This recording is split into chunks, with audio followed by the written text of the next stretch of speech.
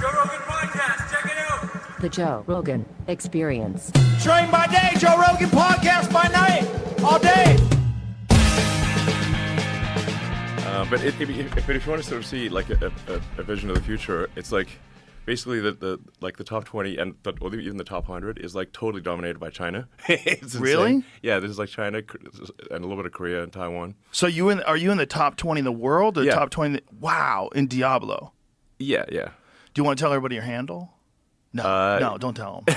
Don't tell them. It's not worth it. Well, they actually listed me with my actual name in the list. Oh, did they really? Yeah. Oh, interesting. Yeah, there's only 2 Americans in the top 20. The rest, almost everyone is from Asia. Otherwise, We were talking about something that I think is a really good, because people always think that video games are frivolous. But what you were saying, I think that's really important, is it's so difficult that it requires you to only think about that, and it can like relieve stress. Yeah. It can take out the rest of the world because it's so hard. yeah. You can only think about that. Yeah, I mean, if I play a video game on extreme difficulty, then I have to concentrate fully on the game, and it has a calming effect. Yeah. It sort of chills down, I mean, you mentioned, I think, and many people like if you play martial arts or you play Yes. pool, Yes. like something that forces you. It's like I think anything that forces you to concentrate fully actually has a calming effect. I find it just sort of like. Kind of a restoring effect. Mentally. Yes. It's good. Jiu-jitsu's like that. yeah. Archery's like that as well. Yeah. Like when you're shooting a bow, you have to. There's so many moving things, and you have to think only of it, and Yeah. it cleans the mind. It cleans the mind. Yeah, exactly. I was reading this study about surgeons, Yeah. where they found that surgeons who regularly play video games make less errors. Well, I mean, video games require manual dexterity, so Yeah. it makes sense. Completely makes sense. Actually, if somebody was like epic at video games, I'd say like their surgical skills can be very good, because in order to be good at video games, any kind of fast reaction video games. Look at this: 32% fewer errors, 24% Yeah. faster, and scored 26% better overall than their non-player colleagues. Oh, I believe that for That's sure. incredible. Well, then like that, you should be required in medical school to play video games. Don't you think? If somebody's like a top ranked video game player and they say they're a surgeon, I'd be like plus 1, plus 2 type of thing. Oh, top rank for sure. Well, but because- this isn't even top rank. This is just people who play. Well, your manual dexterity has to be extremely high. Yes. So you're looking at things on a screen. You're reacting, and sometimes you got like 10 milliseconds to react. Yes. And so if somebody's got incredible reaction times and manual dexterity, they're obviously going to be a good surgeon. Imagine if there was a course that you could take. That Right. course would promote. You would be 26% better. Yeah, Everyone would have to take that course. sure. Why would you want a surgeon that's less prepared? You would say, hey, Bob, did you yeah. take this course? You didn't take this course. Don't you understand this course makes you 26% better? Sure. You would have to take it. Everyone should have to play video games Yeah. if you want to be a surgeon. Well, I think it certainly would be a very good test to see if somebody can't play video games well. Like that means, because you got to move both hands simultaneously. Right. You got to react to something very fast, then on the screen. So, and if your keystrokes or your mouse clicks or whatever are wrong, then you lose the game. Right. So, if somebody's has a good rank in video games, I would say that their manual dexterity must be extremely good. Well, it's so Their fine hard. motor skills have to be excellent. If you think about like StarCraft or any game like Quake, any game where a lot of people are Yeah. playing, to rise to the top, you have to be exceptional, period, as a Yeah. human being. Yeah. There has to be something exceptional about you. Yeah. Actually, if I mention Quake, way back in the day, I was one of the world's best Quake players. I know we talked about this. Yeah. I loved Quake. Yeah. I in my final semester in college, I probably put more time into Quake than all my college classes. When I was on news radio, all of the writers were super nerds. They Yeah. were very, very fun guys. And they had a LAN set up at the studio where they all played Quake. I had never played video games. Yeah. And I would go in with the writers and just kind of hang out with them. We'd get silly. And then we would all start playing video games and playing Quake against each other. And I got addicted, like Yeah. hardcore. Like I got hardcore. a T1 line installed in my house. Yeah. I went hardcore. Yeah, exactly. You're checking how many milliseconds of latency you have. Oh yeah, and- I was fully addicted. I was making my own computers. I was going to Fry's Hardware and buying motherboards Yeah. and putting everything together. And it was too much of a time suck though. Yep. I'm an obsessive person. I can't get involved. Like I can't play Yeah. golf.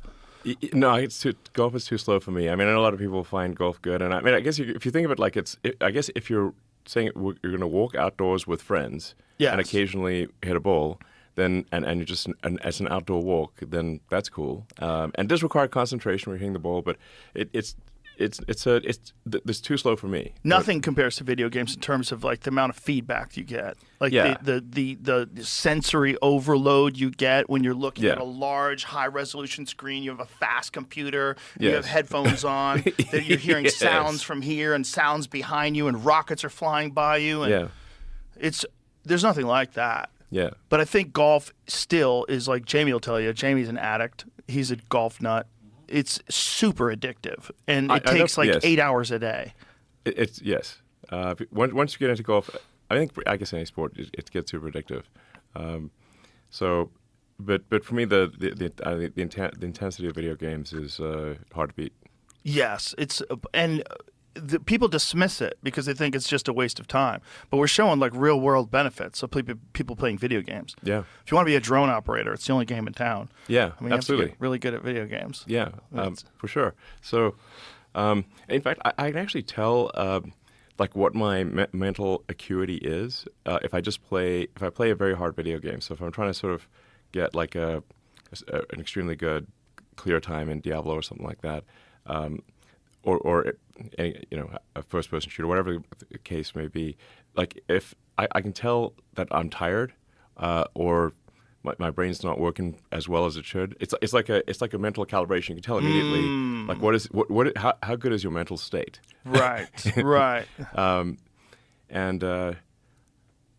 it's like if you're trying to play really well, if you play late at night and you're tired, you just play badly. Right. And you can say, okay.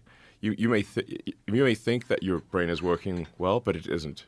Because you play the video game and you're like, you suck. So okay. Yeah, you're putting it under stress. Yeah. You're really stress testing it. You stress test it, and because like sometimes like I think I'm fine, but then you play the game like okay I'm not. I'm like 10% below what I should be. That's how I feel about workouts for sure. Like that's how I knew I had COVID, or I knew everyone in my family had COVID, and I was trying to not get COVID, and so I was working out. I was like something's up.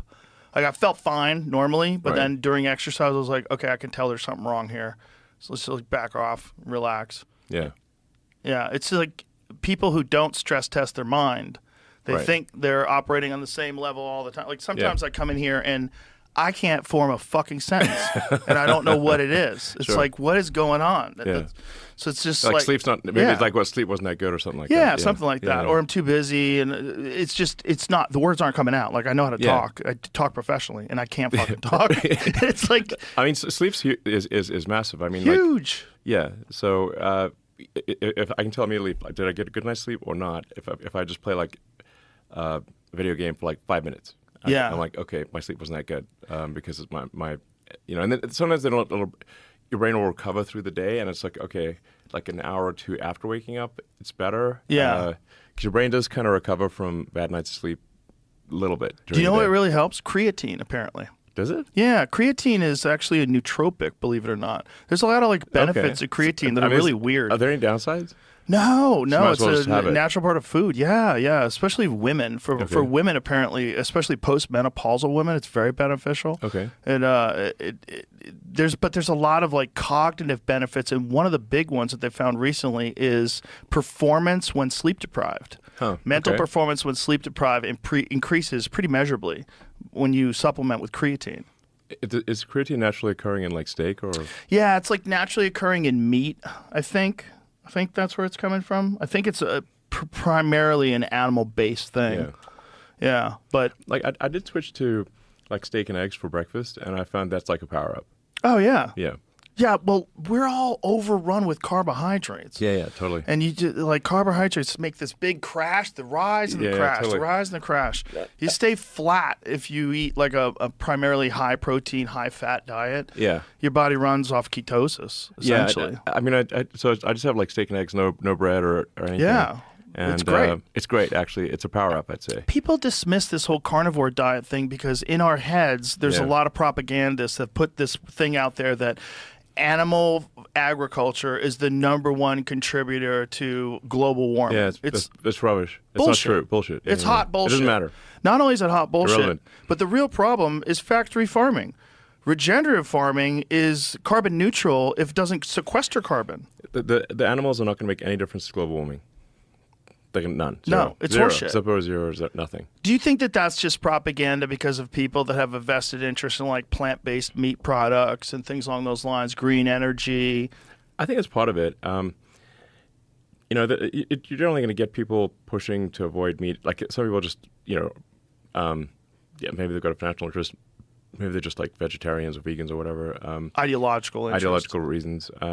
But it's not going to make any difference to global warming or the CO2 concentration in the atmosphere. Really, if people eat fewer steaks, it doesn't matter. It's irrelevant. Irrelevant. I want to just be super clear about that. Yeah. Will not matter. You will not even be able to measure it. Okay, that's how irrelevant it is.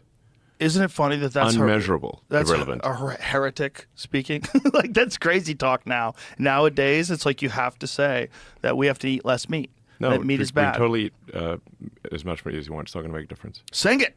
Sing it. Tell Yes. the world. Yeah, absolutely. And if somebody says it does make a difference, I'm like, how will you measure it? And if you can't even measure it, then it's bullshit.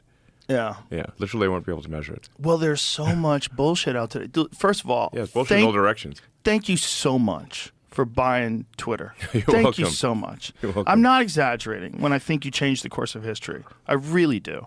I really think you made a fork in the road.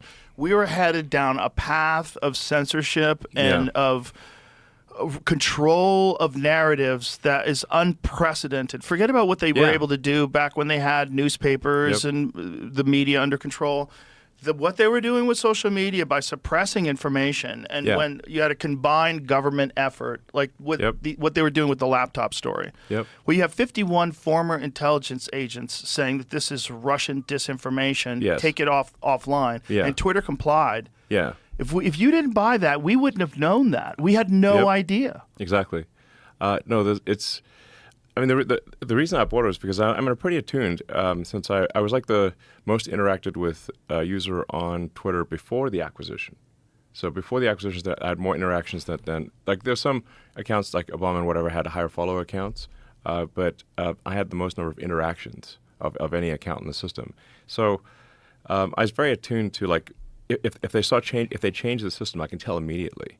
Like and I'm like something weird is going on here, So there's like I just got increasingly uneasy, and obviously when they deplatformed the sitting president, don't deplatform Trump, that was just insane, and the things he was posting, like he was posting things that like he was posting good things. He was saying like, hey, we do not riot, don't do any destruction of property, please stay calm. That's the kind of stuff he was posting.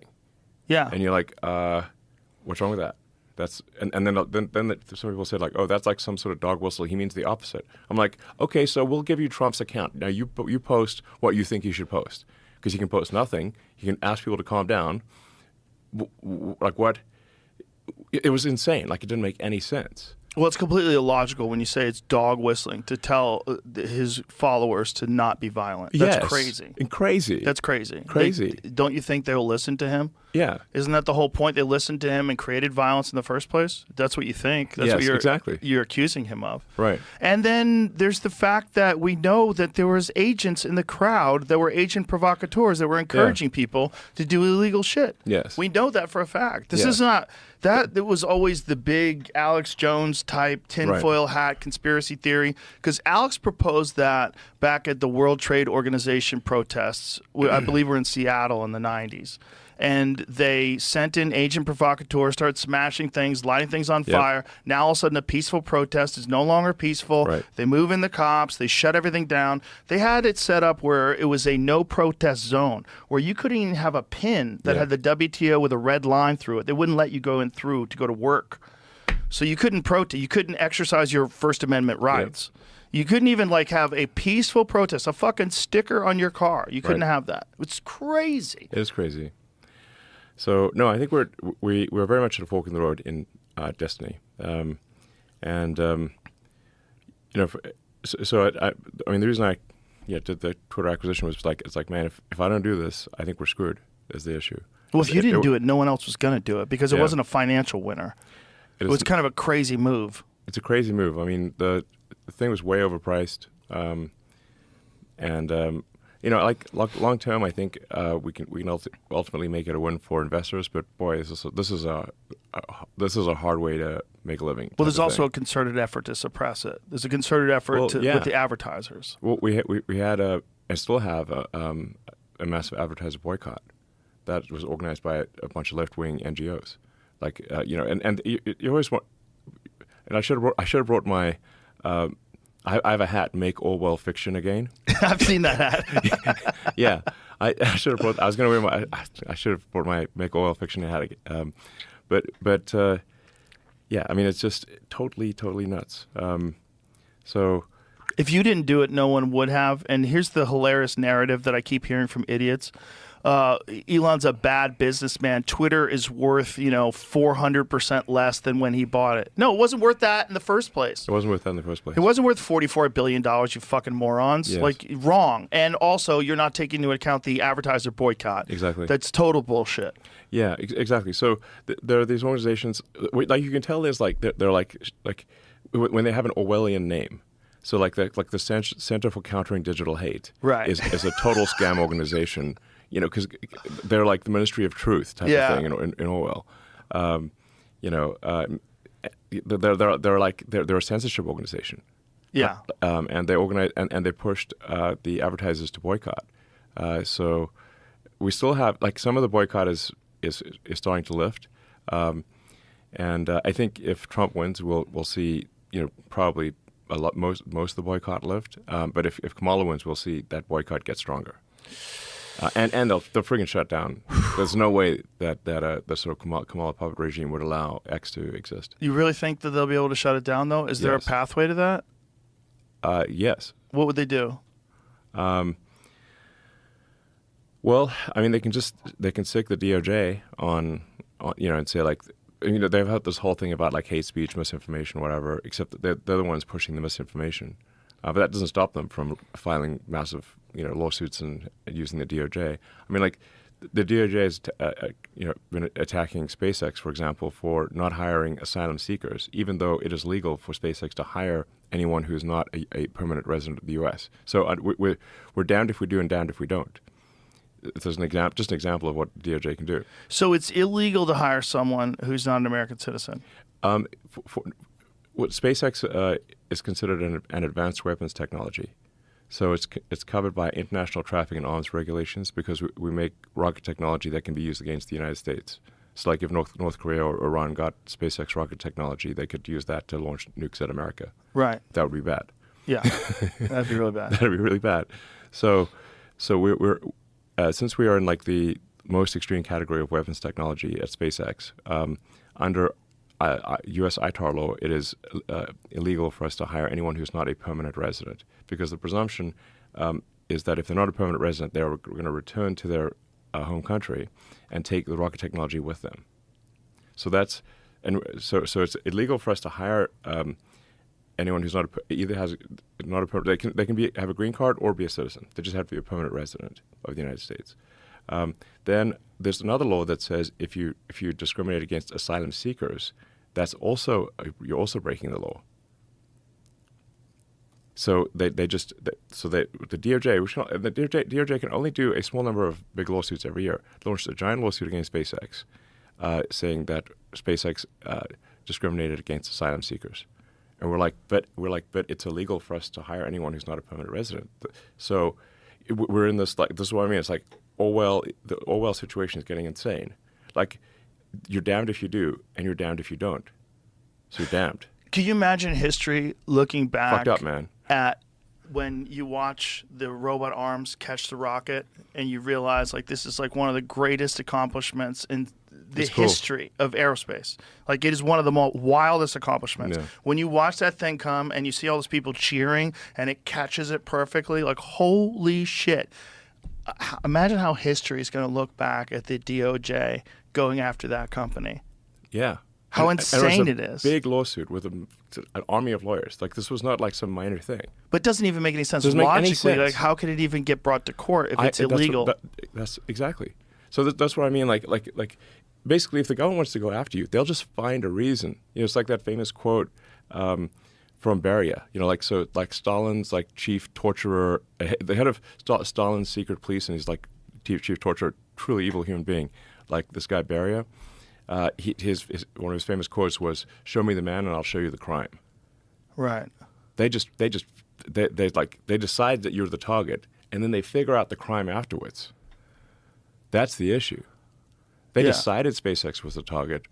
They just figured out the crime afterwards. Which is so crazy because that's exactly what they're saying Trump is going to do if he gets into office. They're doing all the things that they accused Trump of doing. Yeah. Openly. Yeah. I mean, the sheer number of hoaxes that the Democratic Party is pushing over and over again. And it's like, look, I understand like politicians are going to, exaggerate. They're going to misspeak, and they'll tell occasional, untruths, whatever. That's how it is in politics. But when you have deliberate, concerted, repeated pushing of hoaxes, you're like, wait a second, like, come on, man, this is too far. And you're supposed to be the good guys. You're supposed to, and you claim to be the good guys? I'm like, exactly. You're supposed to be the progressives. Yes, the Dems are like, oh, we're the good guys. We're the honest people. No, hang on. You can't claim to be the good guys. You can't claim to be the honest people if you're deliberately pushing hoaxes that have been debunked thoroughly. Yeah. Well, we're just like even Snopes, which is a liberal thing, says it's bogus. Yeah. Like the Fine People hoax. Obama just said that on stage. Obama just said that. I was like, what the flying fuck? He doesn't give a fuck. He doesn't give a fuck. They're That's just a flat going out for goddamn it. fucking lie. Flat out lie. Flat out fucking lie. How about the other one where Kamala's campaign used what Trump was saying about protecting women and from illegal immigrants? Thank you. You remember that? What he was saying is, if the women like it or not, I'm going to do it. Yeah. When he was saying that, they were trying to say that he was taking away women's right to choose whether women like it or not. Like, that's not what he was saying. Absolutely. He was literally talking about protecting them from dangerous people that are sneaking in through the border. Yes, exactly. They'll take like not even a full sentence, like a half a sentence from Trump, and then they'll push it on every ad, every speaking event, every and it gets media. repeated on the news. Yes. This is what's crazy. They'll talk about it on these news shows, news shows. Yeah, exactly. I mean, a recent one that came up, which had a lot of people, because a lot of people reached out to me, was like, they're like, oh, Trump says he wants to execute Liz Cheney. I'm like, that is utter bullshit. It's not what he said at all. It's not what he said at all. All he said was like, what he's saying is that, look, if Liz Cheney actually had to fight at the front lines, she'd think twice about going to war. Exactly. That, like, it's easy to go to war. It's easy to be a warmonger if you don't have to, risk dying at the front lines. Like, basically, it's fucked up if people are having like fancy dinners in Washington D.C. While people are being slaughtered in trenches. It's like you're not feeling the pain. Exactly. You're not taking the risk. It's someone else dying. Exactly. That's cruel and lacking in empathy. And all Trump was saying was that it's like Liz Cheney would be much less of a warmonger, because she's a huge warmonger, just like her dad, if she actually had to go to the front lines and fight herself. And meanwhile, they're saying that he's saying she should be shot. Yes, which is a total lie. And but I had like tons of people call me this weekend saying, "Oh, Trump says he's going to put Liz Cheney in a firing squad." I'm like, that is an outrageous lie. And the legacy media ran with that lie, big time. Yeah, it's crazy. It's just wild to see. And if it wasn't for Twitter or X now, I don't think we would know about all this stuff. I think it would be very difficult for you. I think YouTube throttled. They did something weird. They won't say what they did, but they did something weird with the Trump interview that I did. Yeah, where you couldn't find it. It doesn't make sense. It made no sense. I mean, it was like the biggest interview on earth. Yeah, and you can't find it. Yeah. Not only that, it wasn't trending. Bullshit. It wasn't trending. It wasn't trending. No, it wasn't trending. You're like, there's just no excuse for that, man. No excuse. There's no excuse. It was getting 1 million views. 1.4 an hour at one point in time? 1.5 an hour. Yeah. And it wasn't trending. Yeah. And it's like your channel is a known channel. It's not like it was started yesterday. It's like yeah. It's like this is a high trust. Yours is a high trust channel. It's like you're not trying to sell scam crypto coins or something, you know. Well, thank God we put it on X as well. Yeah, yeah. Because I think just with your account and my account alone, it's like 70 million views. Yeah. Yeah. Exactly. Yeah. Well, it's like you can't hide things anymore because of you. And if it wasn't for you, I think they would have had total control of social media by now. Yeah, They would that's have they banned so many accounts during the pandemic, so many dissenting scientists and doctors and physicians. They banned so many Yeah. conspiracy theorists, so many people that colored outside the lines.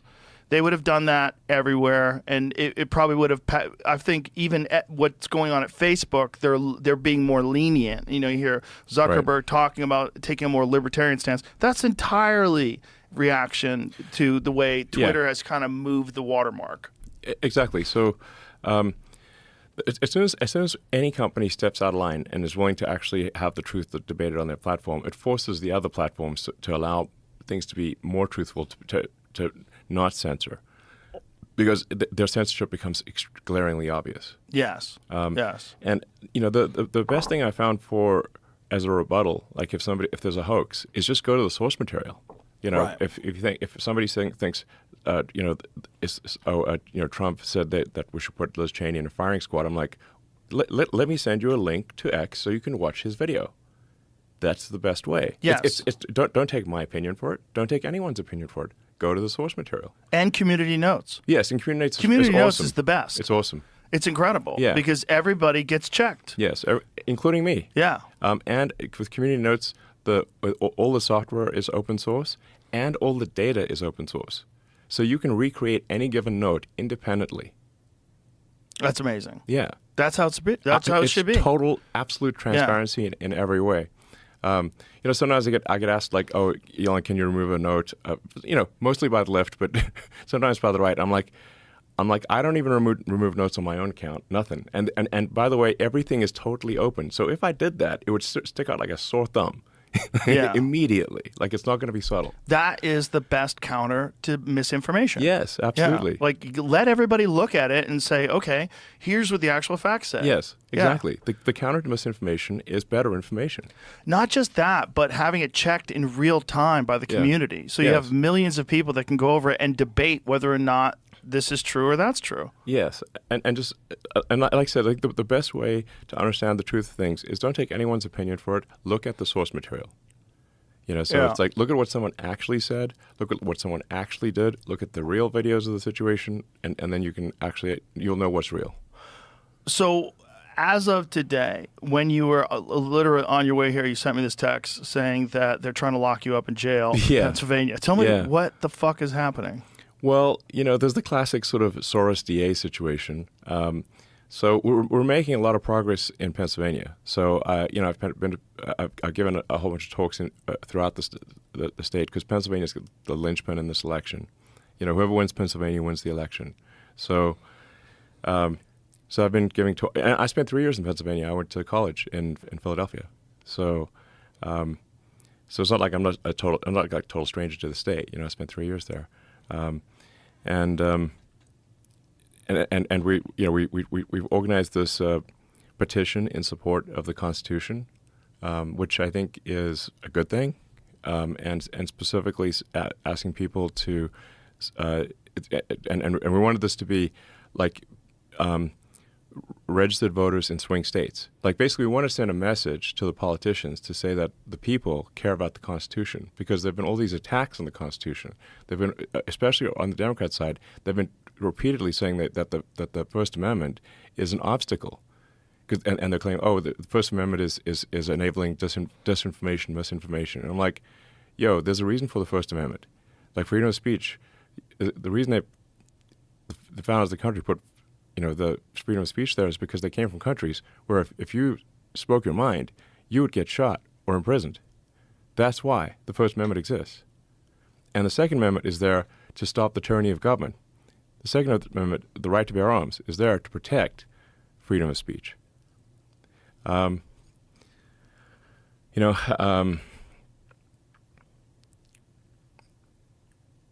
you know, and I've had these debates, especially with people in LA, because they're like, want to take everyone's guns away. And I'm like, yo, can you guarantee me that the government, that we will never have a tyrannical government in the United States. Can you make that guarantee? But like, well, nobody can make that guarantee. I'm like, then we need to keep our guns, because that's what's going to stop it. That sounds crazy for people to hear because they think about gun violence and gun problems and gun this and gun that. But that's the reality of the world that we live in, is that tyranny is possible and it exists other places, and it's slowly existing. It's slowly rearing its head in the UK.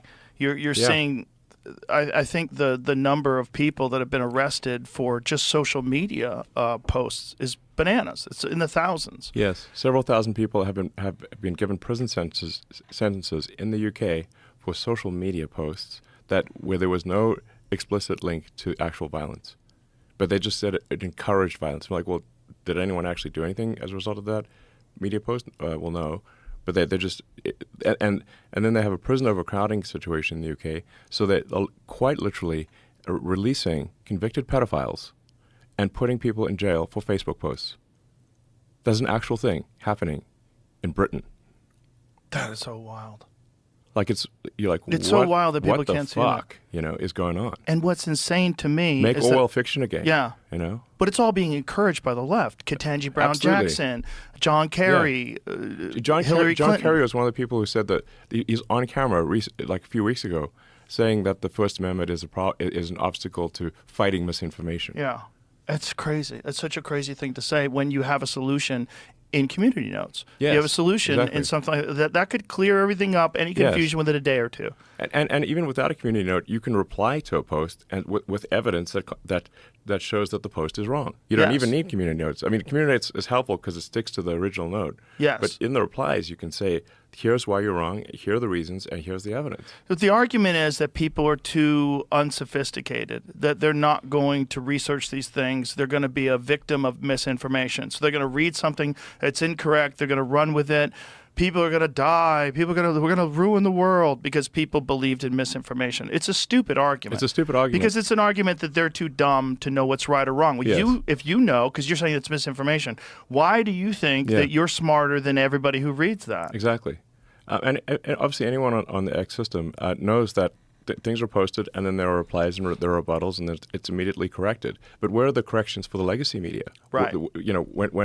If some broadcast media, they say false things all the time, but it's a one-way street. There's no rebuttal. There's no counter. Right. Right. Who's apologized for being incorrect about what? Did Rachel Maddow ever apologize for telling everybody that if you get the COVID vaccine, you're never going to get COVID? It won't. The virus stops with you. No, never. Never. Yeah. No one ever. It's just. It was not true at the time. There was no evidence to support it at the time. It's pure propaganda. And she said it. The RussiaGate hoax. For 3 fucking years, they said that he was Putin's toy. Yes. And that Putin had him compromised. The Steele dossier. Steele dossier was completely fabricated by a lawyer at Perkins Coie, who was paid by the Clinton campaign. Literally. Crazy. And still people think the Russia hoax is real. And there's no repercussions. Yes. No one had to apologize. Hillary Clinton never came out and apologized for that, and people still listen to her. The whole thing is crazy. Yeah. And it's all coming from the left, which growing up as a person who was in the left my whole life, it doesn't make any fucking sense. Same. I mean, I was on the left until like 3 years ago. I mean, it's not the left anymore. It's not the left anymore. Yeah. It's just like, I think we obviously want. I mean, I believe like we want freedom. Like we want to maximize personal liberty. I think we want to be kind to people. We want to have empathy, but it's very important to have personal freedom and a merit-based society. And the left wants to oppress your freedoms, especially freedom of speech, and they want to have a non-merit-based society, with race-based and sex-based preferences. And it's like, well, wait a second. No, we just want people to succeed based on their skills and their hard work. And if they don't want people to express themselves about particular issues, then they're not doing the will of the people. And if they're trying to suppress people's ability to communicate, they're only doing that because they want to do things that people don't want them to do. Yes. And they want to silence opposition. That's all it is. And the 100%. fact that people can't see that and they want to call Trump a fascist. The whole thing is it's just through the looking glass. It's just I mean, it's like one hoax after another that they're perpetrating against Trump. I mean, like they try to call the rally at Madison Square Gardens like a Nazi rally. I'm like, yo, there was like literally an Israeli flag in the audience. I think like a quarter of the speakers were Jewish. Like there were people of every race, color, creed, religion at that rally. Like, tell me what about that is Nazi? no. And yet it was portrayed as a Nazi rally. And Well, still, MSNBC, they literally showed video of the Nazi rally from Yeah. the 1930s and then compared it to the Trump rally. Now, ignoring the fact that fucking Jimmy Carter spoke there. There have been dozens of political Yeah. rallies at Madison Square Gardens, dozens on the Democrat side. Like people on X were like, and here's Jimmy Carter, and here's At a Nazi Bill rally, Clinton, yeah. and here's wait a second. Actually, it looks like every presidential candidate has done on the Democrat side has done a rally at Madison Square Gardens. Are they Nazis too? But what they're doing is they're preying on low information voters who aren't engaged actively on social media, who don't have the time Yes, to that's look through everything. And, Exactly. Yeah. Like people are living.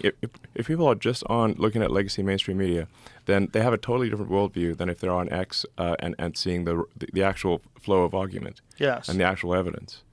Well, what was the pushback? Like, what happened when you guys released the Twitter files? Because I think the Twitter files is probably one of the most important things in this age of information for understanding the influence that government has on social media and on discourse.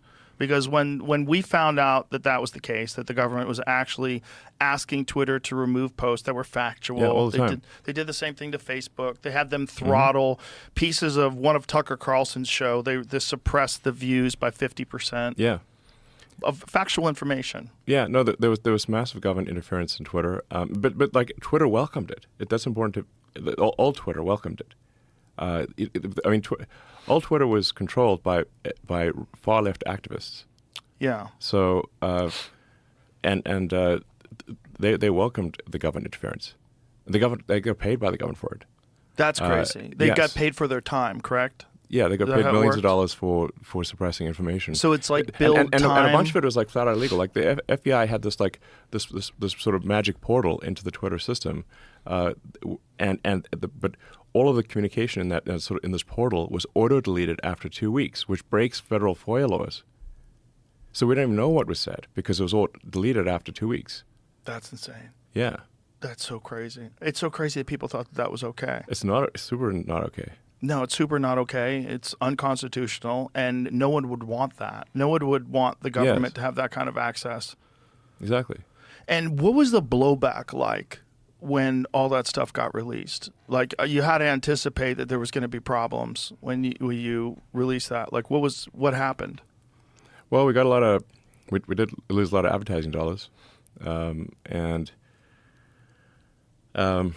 Which is crazy because it's essentially like one of the most important forms of journalism Yes. is exposing government corruption. Yes, I mean this is the weird thing. It's like the left used to be big on exposing government corruption, but once they control the government, they no longer want to expose the government corruption. Right. They want to pretend that the left-wing government's incapable Yes. of corruption because Yes. we're on the good side. I think it maybe just like whoever's in power kind of doesn't want the other side heard, because as you pointed out, like the left historically up until I don't know maybe even 10 years ago or something like that was the free speech party, and now it's the anti-free speech party, and they use words like oh well we have to be against hate speech and misinformation, disinformation, but these are propaganda words. It's like well, who's defining hate speech? Who's defining misinformation? The government. Do you really trust the government to make Right. that definition? The whole point of the of the First Amendment is like you do not trust the government. Well, especially when they're wrong and Yes, then there's and they no push lies. repercussions. Yes. Yeah, like with the whole lab leak theory, you would get kicked off of YouTube if you even presented this argument that, hey, maybe that coronavirus lab where they're doing work on the exact same virus that got released, Yep. hey, maybe that's where it came from since that's where Yeah. the virus started. What do you think, guys? Yeah. They kick you right off of YouTube. Yeah. Yes, exactly. It's like, do you think maybe it could have come from a place called the novel coronavirus Research Institute. Yeah, like of that Wuhan. Jon Stewart bit that he did on Colbert. Do you that think- was amazing. It's like, what does it say on the door again? Can I see your business card? And to see Colbert like resisting it with every fiber of his yeah, they're being. like, what's going to happen to us? He was totally cock blocking the bit to the point where Jon Stewart got off his chair and Yeah. started walking around to try That to was take wild, control. Yeah, good on and, John. And then the left tried to cancel Jon Stewart. Of course. Yeah. Meanwhile, he was right. He's right. And no apologies. No Yeah, yeah. apologies. Yeah, and the whole Fauci thing, like Yeah. any criticism of Fauci, it's like Fauci's a freaking anti-science. demon, if you ask me. If you read RFK's book, Yeah. if the real Anthony Fauci, if that's correct, if the facts are in there, that's true, it's all referenced, Yeah. you could find the sources, and on top of it, he's never been sued for that book, Yeah. which doesn't make any sense. If he just made a Exactly. bunch of lies up, he would get sued. Yes. So the guy's a monster.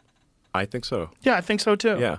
Yeah. Yeah. Yeah, I think like just looking at the lies that he told, the way he tried to define gain of function research to Rand Paul. But I think maybe a lot of people out there don't realize Fauci funded the bioweapons research that was going on in Wuhan, and he bank shot it off.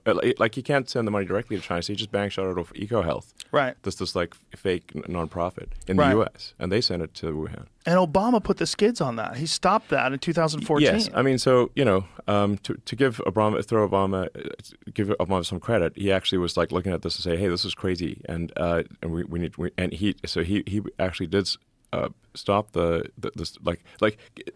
so-called gain of function, again a propaganda word, because what is the function they're talking about? Death. Right. Okay. Right. So if you actually use the right word, this is gain of function is death maximization. Right. Then you're like, hey guys, should we fund bioweapon research into death maximization? Because that's what gain of function means. Yeah, it means That's the function. making a Death. disease so that people can get it. Give it to people. Yeah, By the way, what's that function again? Oh, the function is death? Oh, okay. So just call Also- it a death maximizing virus. if you're That's doing insane. research on that, and the idea behind this research is so that we can cure these things, how come you don't have a fucking cure? Start with a cure. Cure Yeah. first, disease second. It doesn't make any sense. Yeah. Like, you guys had no strategy for Yeah. dealing with it if it got out, and so you have to like make up this new vaccine in like record time, Operation Warp Speed, release it to the people with very little testing. It's fucking Yeah. crazy. It was crazy. The whole thing's crazy, and That was everybody like just Looney went Tunes, along man. with it. Looney Tunes next level. Well, it's the psyop was fascinating to watch people step in That's line. like one of the biggest psyops of all time. Of all time. Of all time. Of all time. And everybody got in line. And when you take it back to when pharmaceutical drug companies were able to advertise on media in the 1990s, that changed Yeah. everything. We're one of two countries in the whole world that allows this. Yeah. And because of that, because we don't have socialized medicine, it's a complete profit scam. Mm-hmm. And they went hard, claiming all sorts of things that were never researched, all sorts of things that are not supported by data, like the fact that it would stop transmission, the fact that it would stop Right. infection, the fact that it was safe for pregnant women, the Mm-hmm. fact that it was safe for children. All of it's bullshit. Yes. And they pushed it on the whole world. And if you didn't say that at a Yes. cocktail party, you were a pariah. Yes. And you were an anti-vaxxer. It was totally psycho. It was like being a Holocaust denier. You Yes. get kicked out of Yeah. polite society. Exactly. Fucking bananas. And I should say, like, I'm actually generally pro-vaccine overall. You know, I think we should look at these things. But I believe in the scientific method. Yes. So you never blanket accept anything. You never blanket accept that any given medication or any given treatment is 100% good. You should always view it with some skepticism. Especially when you're getting the data from pharmaceutical drug companies that have like a long history of maybe criminal they've got a vested interest. conduct. Yes, Yeah. they've got a vested interest in the research. It's sort of like asking tobacco companies about, whether smoking Right. is dangerous. It's exactly the same thing. Like, according to our scientists, everything's fine. Yeah, they lied in court forever. The same Yeah. thing they did with OxyContin when Yeah. they said that it wasn't addictive. Like, they have a long history of being full of shit if it makes them money. And Yes. that's what they do. That's their business. They've literally lost multi-billion-dollar lawsuits Yeah.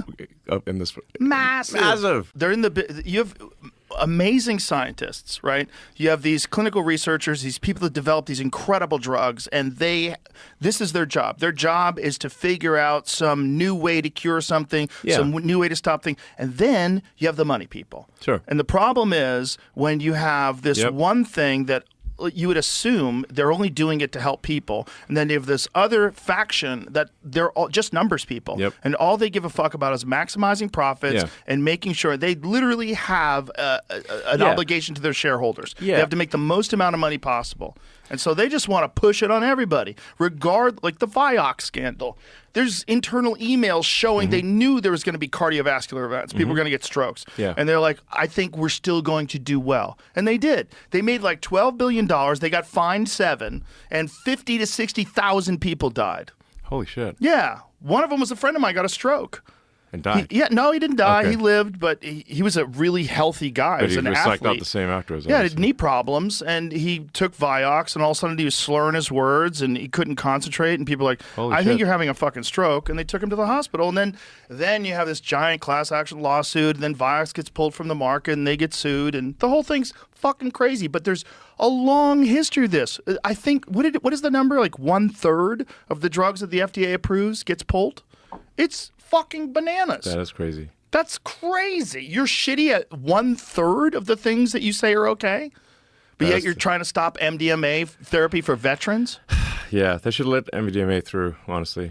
I think that would actually help a lot of people. It would help a lot of people. It would help a lot of people. There's a lot of different therapies, specifically psilocybin, ibogaine. Yeah. The fact that you have to go to Mexico to get ibogaine therapy for veterans. So many guys I've talked to have gone over there, and it's like Yeah. completely giving them a clean slate, Yeah, refresh their mind, and totally new perspective on life, alleviated depression, cured addictions. Yeah. Illegal. Yeah. Illegal. OxyContin, go get it. Yeah. And I know some people who, like, their life was ruined by OxyContin. You know? Oh, yeah. Because, I mean, it really depends on somebody's individual biochemistry. Like, to me, opioids are not addictive to me. Like, I've had them when I've had operations or something, and they barely affect my pain level, and they make me like itchy and uncomfortable. They make me stupid. Exactly. But I'm like, like I could never get addicted to alcohol or opioids. It's just impossible. Like, because my biochemistry just does not have but I love tasty food. Feel like, Yeah. if there's, I'm addicted to tasty food, sure. But like there's like can be like I have a whole wall of alcohol. It's there for decoration. Yeah. I never touch it. Basically, I feel the same way. I could easily quit alcohol. Yeah. I mean, I'll go weeks without having a drink. Yeah. It doesn't bother me at all. But I know some people, they have one drink and they're off to the races. And that's the Exactly. difference in the biochemical differences that we all have. Yeah. Yeah, I mean, I think that's the case with a lot of addictions. I'm not addicted to gambling, but I get it. I see it. I've seen it in people. But I have this aversion to things that I know are going to ruin my life. I see it. That's why I've never tried cocaine. I just saw Yeah. too many people that Yeah. it looks too fun. I'm like, I don't want to get involved. Yeah, I mean, I think generally for any given drug, legal or illegal, you could. The question is, can you complete the following sentence? Blank made me a better person. Meth. Like, I've never heard anyone say meth made them a better person or cocaine made them a better person. No. Ever. Made a lot of soldiers better, I think. That's Yeah, if you're doing, Yeah. if you're like, if your soldiers need to march for 3 days in a row, yeah. It yeah, does. It's really meth good is for that. effective at that. Yeah, like people give like France a hard time about capitulating in World War II, but you know what's worse than Nazis? Nazis on meth. Meth up Nazis. They're not stopping. Norman okay? Ohler They'll wrote have like this 6 book. bullets. They're still coming. That book over there, Blitzed, is Yeah. all about the use of methamphetamines Yeah. and the different drugs that they gave their soldiers. The guys at the front of the line, they gave the most meth. Yes. They have different dosages. Yeah. I mean, you just basically think you're invulnerable on meth, and so it's one thing. Like I said, so one thing be have like be Nazis come after you, but Nazis on meth, you're like, holy shit, those fuckers are not stopping, man. For 3 days. They're not stopping. It's so crazy. Yeah. Yeah, that's not a statement, meth made me a better person, that you hear very often. I've never heard that before. No, you hear a lot of like psilocybin advocates. You hear a lot of people that talk Yes. about psychedelics. Exactly. I've actually heard many people say that LSD or mushrooms or MDMA made them a better person. Yeah. Many people. Yeah. So that's why I'm like, I think a rule for the FDA should be like, hey, look, if you can complete the sentence, legal or illegal, that blank made you a better person, actually, Yeah. then then you got a good drug. And if you can't, you got a bad drug. Also, if there's drugs that are available right now that can absolutely ruin people's lives, the rationalization for stopping other drugs that might ruin people's lives but also can help a lot of people's lives, it doesn't make any sense. Right. It's basically the same thing as censorship.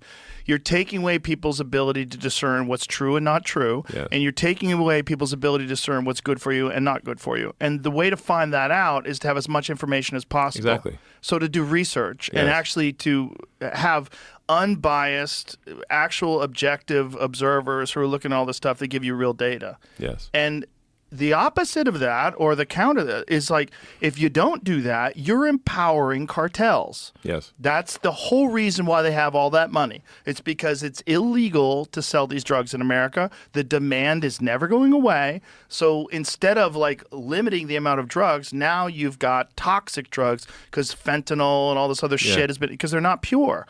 So you're just killing people. You're not saving anybody by protecting them from themselves. True. But it's a tricky situation because what do you do? Like if you just like say, okay, now everyone can sell, all these people that have been selling boner pills, now you can sell meth. Like holy shit! you get the double combo with the Viagra. It's like Viagra and a meth. Right. Jesus Christ. Oh my God. Oh my God. Well, I mean, how many people are already doing that right now with Adderall a bunch of people and are Viagra? doing that. Yeah. Yeah. There's a lot of people out there that are essentially on meth. Yeah. Especially people that abuse Adderall. Yeah. They're basically amphetamine up all day long. Yeah, Adderall is low-grade amphetamine. Yeah.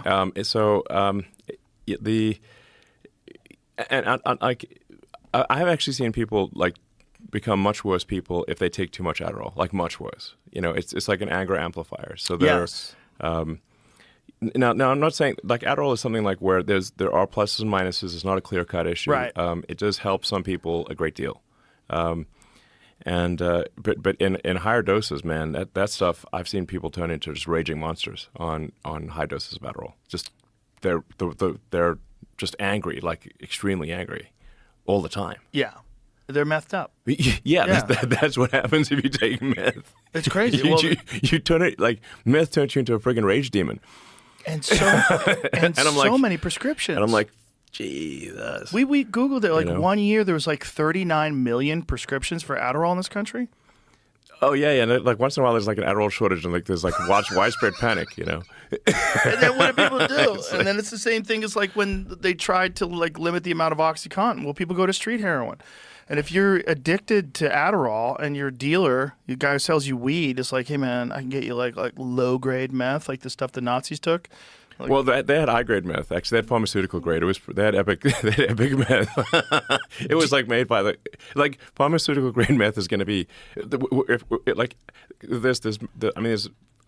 at the freaking online Wikipedia page, but there's like many different versions of meth. Like not all the same, and they have different effects. But like pharmaceutical grade pure meth, you are going to be, oh my God, super productive, super productive for a certain period of time, and you're not going to sleep for a while, and then you'll have some anger management issues.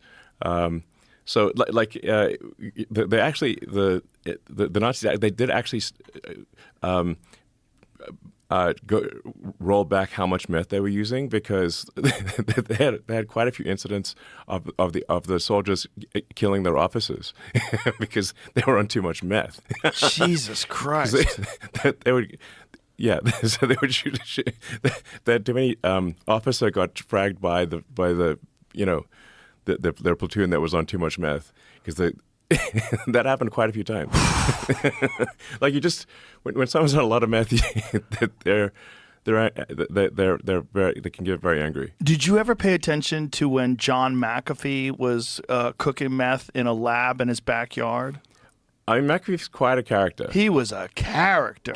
Man. We had him on the podcast when he was on the run. So he called in from an undisclosed location when he was running from, where was he, Costa Rica? Is that where he was? Belize, yeah. Right. So when he was running from the authorities, he called in. We had him on the podcast on the run.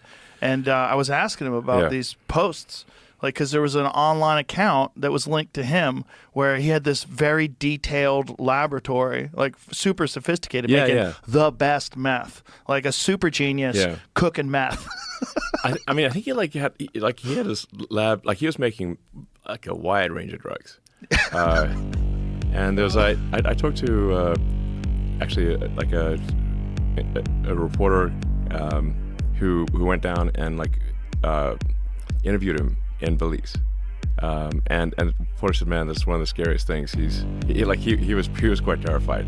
So like one of the things that McAfee he had, I guess, this trick where he would play Russian roulette with himself. So he'd put a bullet in the revolver, and they'd spin the chamber. And clearly he had like some like trick to know that it was not. There's some way that he knows it's not the right bullet. But I do wonder, like, if McAfee's high and he does that, he's not always going to get the trick right. You sure he had a trick? Or maybe So according to this reporter, when he went to visit McAfee in Belize, McAfee took out the revolver, put a bullet in the revolver, spun the chamber, and then pointed at his head and went click. And the reporter's like saying, "Please don't do this. Like, this is insane." Click, click, click. And then pointed the gun at the ground, and next went click, bang, and shot a bullet in the ground. Jeez. That's a hell of a party trick.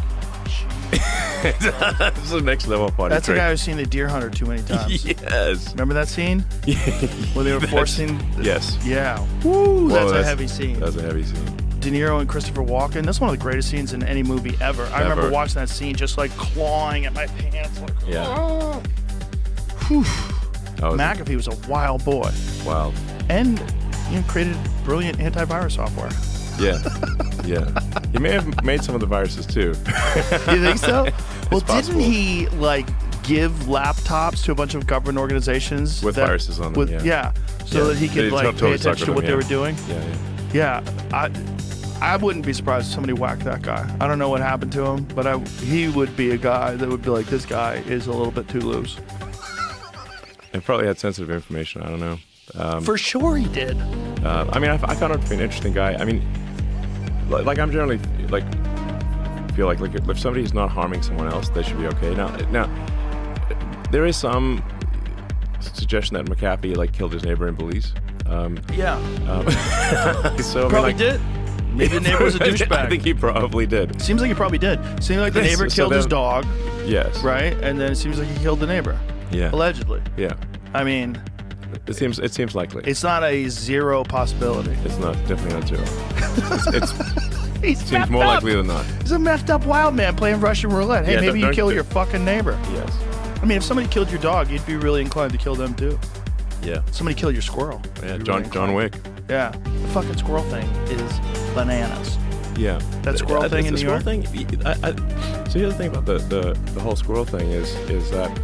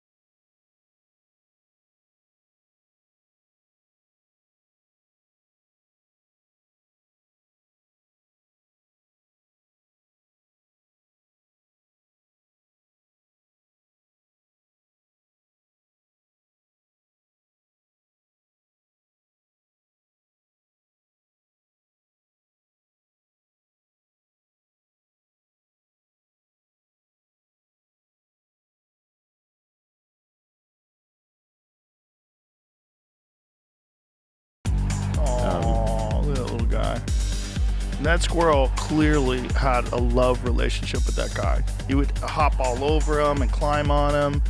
I mean, that was his pet. That squirrel thought of that man as his protector, as his companion. Yes. There was nothing wrong with that. And in Texas, it's totally legal. You could have a fucking zebra out here. You could have whatever you want. And that's the argument for freedom. And, you know, the flip side is you get a bunch of people with tigers in their backyard, which is not great. but it's like, this was a fucking squirrel. It's not. Right. It's not an anaconda or a Right. or you know, crocodile or something that's Or a gonna harm. chimpanzee. Did you see Chimp Crazy? Oh man, chimps will eat your face. Okay? They will fuck you up. They will fuck you And they don't up. even, the thing is, they don't even kill you. They just cripple you. Chimps don't even kill people, which is really weird. They just bite your hands off and bite your dick off and tear your face apart. Yes. They want to leave you. They could kill you easily. If a chimp wanted to just punch you in the head until you're dead, it wouldn't take long, but they don't kill you. They just rip you apart. Yeah. And you can have a chimp. And Yeah, you but- used to be able to have a chimp in a lot of states, and then Chimp Crazy kind of exposed a lot of that, and PETA did a great job of stopping people from keeping chimps as pets. Because once they hit like 5, you can't control them anymore. Well, it's obviously totally understandable if somebody's got, you know, a creature that is dangerous to others. But like, obviously, a squirrel and a raccoon are not. Well, squirrels are fucking everywhere. That's what's so crazy. Yeah, like, why why not can't you just- have it in the house? What kind of rules are we dealing with? You have rats everywhere. Yeah. I mean, they're allowing criminals to go free and like violent criminals to go free, but they're like spending your tax dollars to come in and execute your fucking pets. What the hell is going on? Exactly. And it's like, but it's overreach. It's government overreach, and this just keeps getting worse every year, and that's why we've got to fight back against this. You know, it's people say like, well, it's just a squirrel. Well, it was you know, in John Wick's case, it was just a dog. Right. Yeah. You know. But Well, remember the Russian guy said, it's a fucking dog. It's just a fucking dog. just a fucking squirrel. Yeah. Well, it's the funniest thing is when So I just don't understand how anybody could justify it. I don't understand how anybody it seems to me that in a logical world, all that guy would have to do is say, "Why don't you see me with this squirrel? This squirrel's a pet. Yeah. Like, look, he hops on me, he eats, he sleeps. I can keep a gerbil, but I can't keep a squirrel. I can have a guinea pig. I can't have a squirrel. I can have a chinchilla. My daughter has a chinchilla. It's adorable, adorable little thing. Climbs all Right. over. Can't have a squirrel." Even if they did take a squirrel away, couldn't they have released it into the woods or something? Well, the idea is you have to euthanize it because it's used to being fed. It doesn't know how to forage. It won't be able to like find a home. Would have a Squirrels are chance. brutal. Squirrels are absolutely brutal to each other. They throw each other out of trees, which is one of the reasons why squirrels like can fall from like 30 feet and just kind of bounce off the ground and live. It's like it's a natural adaptation because squirrels during mating they bite each other. There used to be like a rumor. There was a myth that squirrels bite each other's nuts off, and Okay. that seems to be a myth. But it came out of the fact that squirrels are so ruthless during mating. So like one female is just running away. Like I have squirrels in my backyard. I watch it all the time. One female apparently goes into estrus, and all the male squirrels fight to get to her. So they're running up trees and chasing each other around trees, literally throwing each other off trees to try to like. So if this poor Sure. little Peanut, the squirrel, who's used to living with a guy in an apartment, like gets out there in the wild world Well, of fair enough, squirrels. but at least they have a chance. Yeah. At least he has a chance. At least they have a chance. How about just leave him with the guy? Yeah, leave him with the guy for sure. What the fuck is wrong with you? Why are you killing that squirrel? It doesn't make any sense. Yeah, and then to add insult to injury, there were a bunch of people on the left who were like actually posting that they're glad that MAGA squirrel got killed, which is fucking MAGA squirrel. Yeah. Like the fucking squirrel has an ideology. It's a It's cute just fucking- little yeah. fluffy squirrel. exactly. Well, it's So, a like, I nice just- symbol because most like reasonable, compassionate people think that's terrible, and most people who have Yeah, pets exactly. think it's terrible. Terrible. So I don't know. I mean, I'm like, I hope people just go out there and vote for Peanut, man. If nothing else, if nothing else, just vote for Peanut. You know. They've done such a job of painting Trump as a monster. You know, they've taken the worst things that he's ever said and he's not a perfect person, but guess what? No one's a perfect person. They Yeah. don't exist. This purity test, like if Obama was a perfect person, he wouldn't be lying on stage about Yeah, exactly. that very fine fine- people hoax. There's Exactly. no one's going to be a perfect person, but the thing that they didn't understand about Trump is he's so crazy that if you tell him, like, he can't be president, like, remember Obama did that during that White House press correspondence? There's one thing that I am that you'll never be, president of the United States. And you see Trump in the audience going, okay, motherfucker. Like, the funny thing is, I was actually at that White House correspondence dinner where, it's supposed to be a roast of the president. Right. Trump's there. He's there. He's actually supporting. It's basically, if you go to the White House Correspondents' Dinner, you're there in support, actually, of the president and support of the press. Right. It's meant to be that you're roasting the president. Like, Trump's just there. He's like, actually, he's like there as part of the support. And then they turned it around and just started roasting Trump. And he's just sitting there. He's like, yo, I just came to the dinner. I'm just here to support. We know what it was because of, right? The birther stuff. Oh, okay, yeah. That's what it all was. It was all, Trump was at the head of a lot of these people spreading this rumor online that Obama's birth certificate was forged, then he's actually from Kenya. And what's weird is, if you go back to Obama's early days, there are some things that say he's from Kenya. Like, I think in his something from college said he was from Kenya. But, that could just be, people print things wrong all the time. It doesn't mean he's actually from Kenya. But Trump was one of those guys that was, like, spreading that supposedly false rumor. Was he pushing it hard? This is the kind of thing where I want to just go and look at saying, what did he actually say? No, he definitely was. Okay. He was definitely saying, look, I don't think he has the time to go into things like very deeply. Yeah. And so I think he could probably be influenced by a bunch of people, like these Marjorie Taylor Greene type people who come to him with some wild ass theory. Sure. He might be, and I think there's a lot of that stuff that gets fed to people on purpose so that they'll say incorrect things so that they're easy to dismiss. Sure. And I think there's also a lot of people that just make shit up and, they tell you the earth is flat and then a bunch of people watch a YouTube video and they believe it. Yeah, well, but on that White House Correspondents' Dinner, I was there, and the degree to which they attacked Trump at that White House Correspondents' Dinner was really, it was so over the top. It was like making everyone uncomfortable. Really? It was really over the top.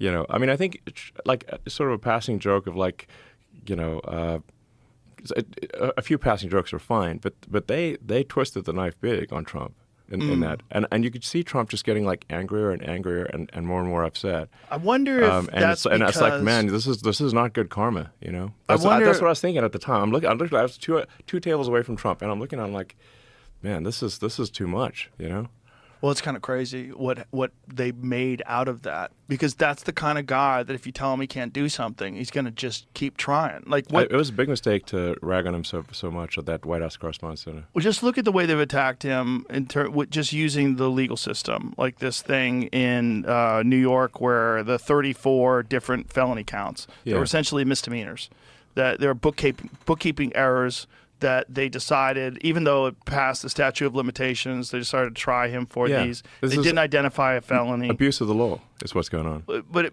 most people would have quit. Yeah. Most people, after the E. Jean Carroll lawsuit and this lawsuit and all the other ones, the insurrection thing, the Georgia thing, all these different things, they getting kicked off of Twitter, most people would have just like, this is too much. I can't take this.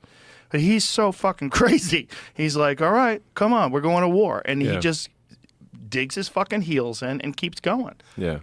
It's the wrong guy to do that to. It is the wrong guy to do that to. Attacking him at the White House Correspondents' Dinner, most people would have been humiliated. He got angry.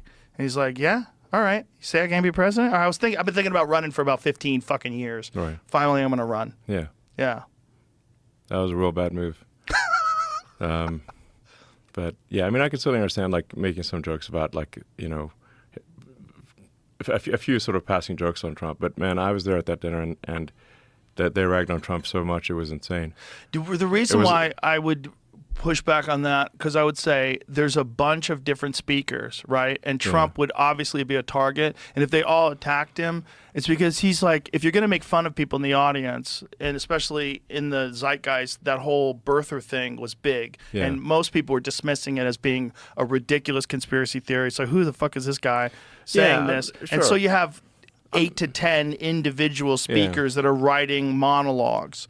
Of course, they're all going to hit Trump. Yeah, well, anyway, obviously it was a mistake. Yeah. They shouldn't have done that. But I invite people to watch the original source material, and I think a few jokes are fine. It's like, but it's like he shouldn't be it felt like he was the primary object of the roast. Yeah. Which is that's not the whole point of the thing. Is it's the roast of the president, not a Right. roast of the audience. The thing about it is like he's easy to roast. Yeah, And yeah. then on top of that, Obama was like loved and cherished by the left. Yes. And most of those people are on the left. There's only so far you can push. You can't ask him about a chef. There's like what happened with the chef, bro? Yeah. You can't. There's like certain things you can't bring up. You want to? Yeah. What's your favorite sport? Paddleboarding? Yeah, wasn't that guy a really good swimmer? Yeah. Tell me what happened. Yeah, exactly. You can't bring that up. Yeah. Like if you're gonna roast Hillary, you can't bring up the death count. Like Hillary, what's the best way to stay in touch? Email?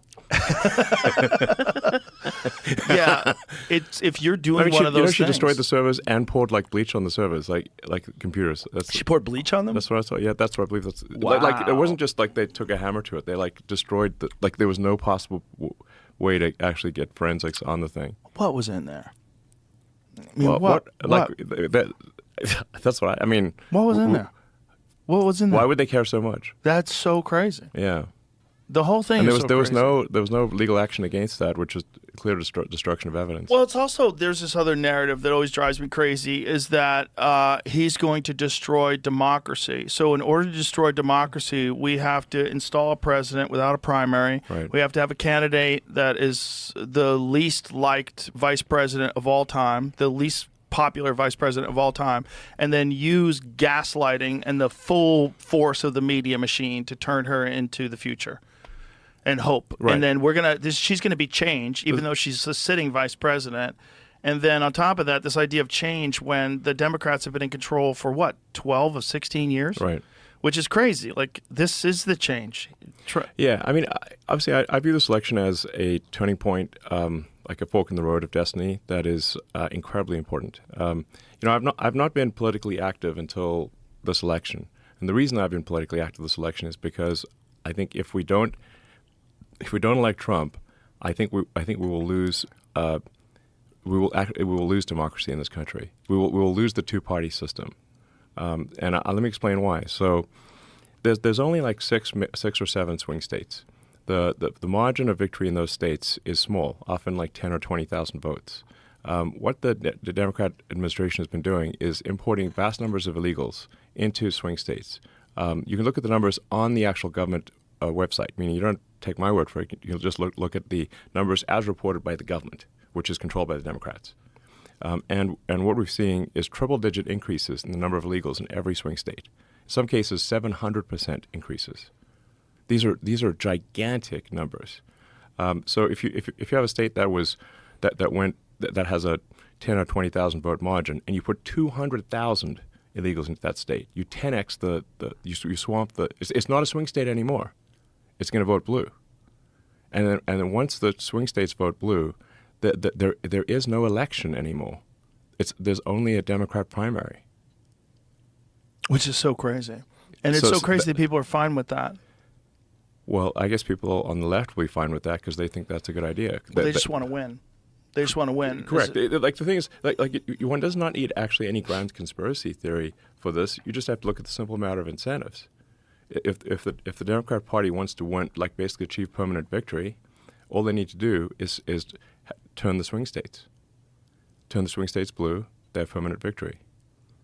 And then we're a one-party state, and then they will keep doing that. Obviously, they will keep stacking the deck by bringing in vast numbers of illegals into the swing states. Keep stacking it so that the next election, each successive election, will be worse than the last one. And that's what's happening. If you want to see, like, well, is this actually going to happen? Well, look at California. California is supermajority Dem, 70% Dem. A month ago, they passed a law making it illegal to show ID in any election in California. So a friend of mine went to vote in Palo Alto because he was like, "Is this for real?" He tried to show his ID, and they reacted like if you show a cross to a vampire. Okay, they're like, "No, we can't even look at that ID." It is illegal for them to even look at your ID if you want to present it in California. Why? For any election at all, even like city council. What logical reason other than to cheat would you ever have that law?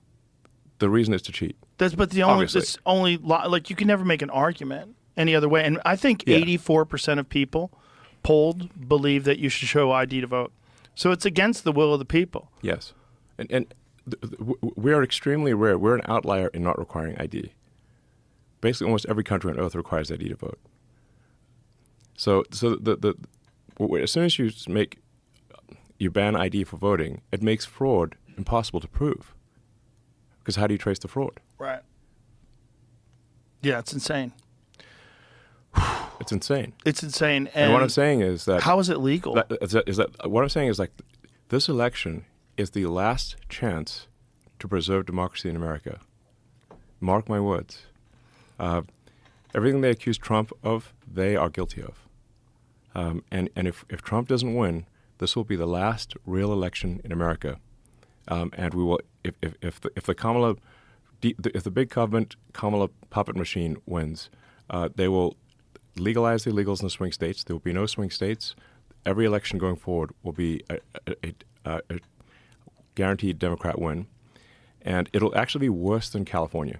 The reason it'll be worse than California is because the one thing that keeps California from being super crazy is that you can move out of California, like you and I did. You and I used to be in California, but we moved to Texas. We're still in America.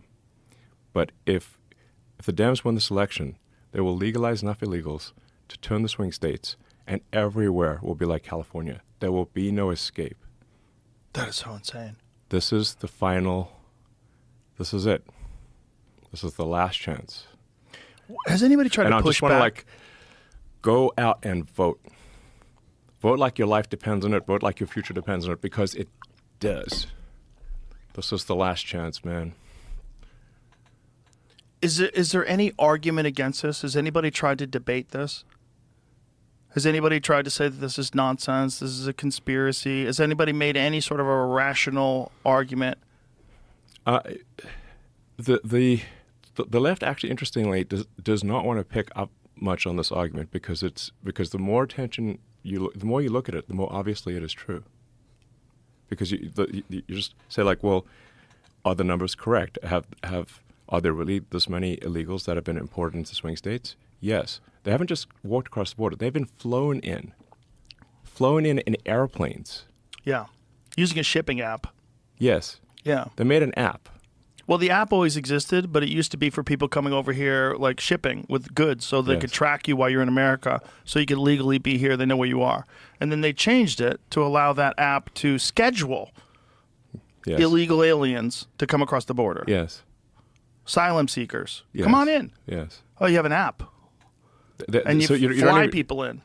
They're literally being flown in to the swing states. And so the reason that I think the left doesn't want to push back on this is because the more attention this gets, the more people will realize it is true. Yeah, it is true. That's why they don't. That's why they're just pretending that they're pretending I'm not saying anything. But I'm like, yo, they're literally flying vast numbers of illegals who are then beholden to the Democrats. And sometimes I get the rebuttal of people say like, well, these illegals they don't have the same social values as the Democrat Party because they're like more socially conservative. I'm like, yeah, but that's not the point. If you look at the Maslow's hierarchy of needs, their primary thing is staying in the country and getting their friends and family in, and then the Democrats give them all these benefits, like tons of benefits, more benefits than than citizens, literally. Yeah. They're beholden to the Democrats for all these benefits. They want to get their friends and family in, which the Democrats support and the Republicans don't, so they vote Dem. And you can look empirically at California and say, like, did they vote Republican or Democrat in California? Oh, they voted Democrat, big time. Well, Reagan gave them amnesty in the 1980s, and that 86. changed the state basically, except for Arnold, changed the state entirely blue. Yes. And Arnold was an exception because he was like a socially liberal, famous guy. Yeah. And, didn't really impose any radical restrictions on any of the people that were going to vote Democrat in the first place. The whole thing is just, it's bizarre to watch play out because it just seems like this can't be actually what's happening. Did you see my conversation with Fetterman about it? Yeah. He was completely in denial about it. I don't think there's that level of organization. I'm like, what are you talking about? Exactly. Just because you can break it down. So like, are any of these numbers wrong? Because we got these numbers from Homeland Security government.gov. Okay. Right. So we got it from the .gov website. Has the government reported these numbers incorrectly? No, they have not. Those numbers, if anything, are low. So they have in fact flown vast numbers of illegals to swing states. Yeah. Bypassing the border entirely. And so that is factually true. Then you can say, like, well, what is their probable voting pattern? Overwhelmingly Democrat into swing states. And then, well, but do the Democrats actually want to fast track them for citizenship? Yes, they do. You can see Chuck Schumer on TV saying at a rally this year was saying he wants to fast track and make all 11 million or however many, I believe his quote was, citizens as soon as possible. So the goal is they are fast tracking citizenship as quickly as possible, so whether one thinks it's cheating or not, it won't matter because they will be fully able to vote. And for people on the left, this is actually happening. I invite people to rebut this and show me where I am wrong. Please do so. No, they can't. They can't. They can't because it's true. Well, what's scary to me is that there's people that are on the left, like people that were Bernie Sanders supporters, for example. Yeah, like Bernie got screwed with talk about undermining democracy. Bernie should have won the nomination, exactly. And they stole it from him and gave it to Hillary. Exactly. That was what I was going to bring up. Like they control the primary process. Yeah, exactly. So like if you have a Democratic primary, it's not democratic. We just saw that. We saw it with Bernie. We saw it with Kamala. That like a week before Biden, was summarily fired, he was posting that he's in it for the long term. He's going. Yeah. Yeah. He's not giving up. And the next thing you know, Sunday afternoon, they're posting on X that he's resigned from the race. Which is. And his staff didn't even know. Like, they're reading it on the X platform that's how they learned about it. What do you think happened there? How did they do that? Because he's clearly just not in charge, obviously. They could have used the 25th Amendment, right? Fake president. But they would have to admit that there was a certain period of time where they knew that he was mentally compromised. Yes. And so they made this decision to not do that. Well, the weird thing is that the president's supposed to be the boss. Right. And yet he's obviously not the boss. Right. So who's running the country? If she's busy campaigning, she's so busy she can't do anything except Saturday Night Live. She did that. She's so busy. She's constantly campaigning. How could you be paying attention to international relations? Yeah. How could you be paying attention to the economy? How could you be paying attention to any of those things? How do you have the time? You can't. Yeah. I mean, Biden being the president's supposed to be the CEO, the chief guy, he was commander in chief. But it just obviously that Biden was not. He was just a puppet. And when the various puppet masters decided that the puppet was no longer useful, they just tossed out the puppet and then got a new puppet with Kamala. I mean, Kamala can't even talk. That you invited her on your show. I think the most damage that could possibly be done to a campaign is going in your show and seeing what she says in hours 2 and 3. 2 and 3 is when things get 2 spicy. And 3. Yeah. And I'm like, oh my God. You can hide for 20 She's minutes. gonna melt. You can hide for 20 minutes. Exactly. Yeah. I mean, you can just regurgitate talking points for, half an hour, maybe an hour, just where she's just saying like non sequiturs, but eventually she just runs out of non sequiturs. Well, they wanted to limit it to an hour. Exactly. That's why. But I was thinking of doing it initially before Trump came here. First of all, when they found out that there was a rumor, I never announced that Trump was coming. What I was going to do is just release it. The way I like to do things, I don't like to tell anybody who's coming on. It'll get big no matter what. If Trump was on, it would have been huge. I'm like, just put it out there. People go crazy. Yeah. But he apparently, or someone from his organization, some loose lips, and then it got out. And so she contacted my management company, and her organization, her campaign contacted us and said, would Joe have her on? I said yes. And they said she wants you to fly to where she is, and she's only willing to do 45 minutes. Only 40. I mean, that's And I was Yeah. like, oh, I don't know. So I thought about doing it. I'm like, maybe I can get a sense. Maybe I could convince her. Maybe I could coax her into doing more time. I just wanted to talk to her. Yes. Well, I don't give a fuck what we talk about. We talk about recipes. I don't give a shit. Exactly. Just talk to me. The thing is, like, you just can't, like, you can't just output bullshit non sequiturs for 3 hours. Right. But You for have to 45 talk. minutes you could do. I thought maybe for 45 minutes I could get something out of it. But then when Trump came and did the 3 hours, I was like, you know what? It has to be like this. This is the only way. To be fair, it's got to be like a three And hours. it should be in this room. Yes. Because this room has like a history of people This room has good expressing vibes, themselves. actually. Yeah, it's got good vibes. Yeah, yeah. it does. Well, I love this room, actually. I subscribe to the idea that places have memory. I think there's something real to that. That's why it does feel that way, actually. Yeah. I'm sure if you go to Diddy's house, it probably feels Oh real my- weird. Probably feels weird walking around that house. Probably like, what the fuck happened here? Yeah. I bet there's some memories in that house. You know? Sounds rough, man. Well, it's just amazing how many people in the Diddy party list that are supporting Kamala. Too. Yeah, seriously. It's like insane. Publicly, openly, like all in. Yes. It's like J-Lo like was like his ex-girlfriend. and it's like now deciding she's like warning people against Trump. I'm like, well, wait a second. So how many people did she warn against Diddy? Right. Oh, 0. Okay. Right. Well, maybe we shouldn't trust her opinion. Did you see the Babylon Bees take on it? Did you see the Babylon Bees? Babylon Bees awesome, but oh my God, they're so on fire because the left can't say anything. Well, the Onion has been crippled. Well, the problem is that like the find that post. The woke ideology makes like humor illegal. Yes. So when like there's so many humor no-fly zones, right? You can't make fun of anything. Yeah. The Babylon Bee had a thing about Kamala Harris. Diddy's ex-girlfriend urges Americans to trust her judgment. Yeah. By the way, you get to see how bad an actress she is too. That speech was terrible. Like if she's gonna be warning people, why did she never warn anyone about Diddy? Exactly. Yeah. The whole thing is so strange to watch play out. It seems like the Diddy thing was like an Epstein-type compromise deal where he had, whether he was doing it himself, conceivably, people want to think that he's attached to some intelligence agency or something like that. I think he's a gangster who made $1 billion and knew how to control people by compromising them. That's what I think. Whether or not he had help, I don't know. Whether or not he shared some of that information with people so they knew they had compromising stuff on people, I don't know. But clearly he was doing it for his own jollies too. There was something sick about it. Yeah. I mean, but the thing is that people in the music and entertainment industry had to know that Diddy was like abusing, kids basically. And yet they still fed him kids. And like, where's the accountability? There had to be rumors. There had to be. They had to know. Yeah. They had to know. Cat Williams is talking about it on exactly. Yeah, on that podcast. But like who's feeding him the kids? Right.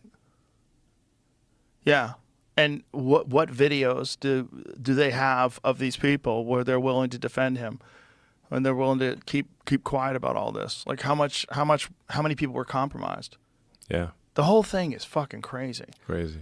It's just crazy when because the nutty conspiracy theories is like, oh, there's a bunch of pedophiles in Hollywood, and you're like, come on, that sounds too kooky. And then you see like the Nickelodeon thing and all these, and you're like, what the fuck?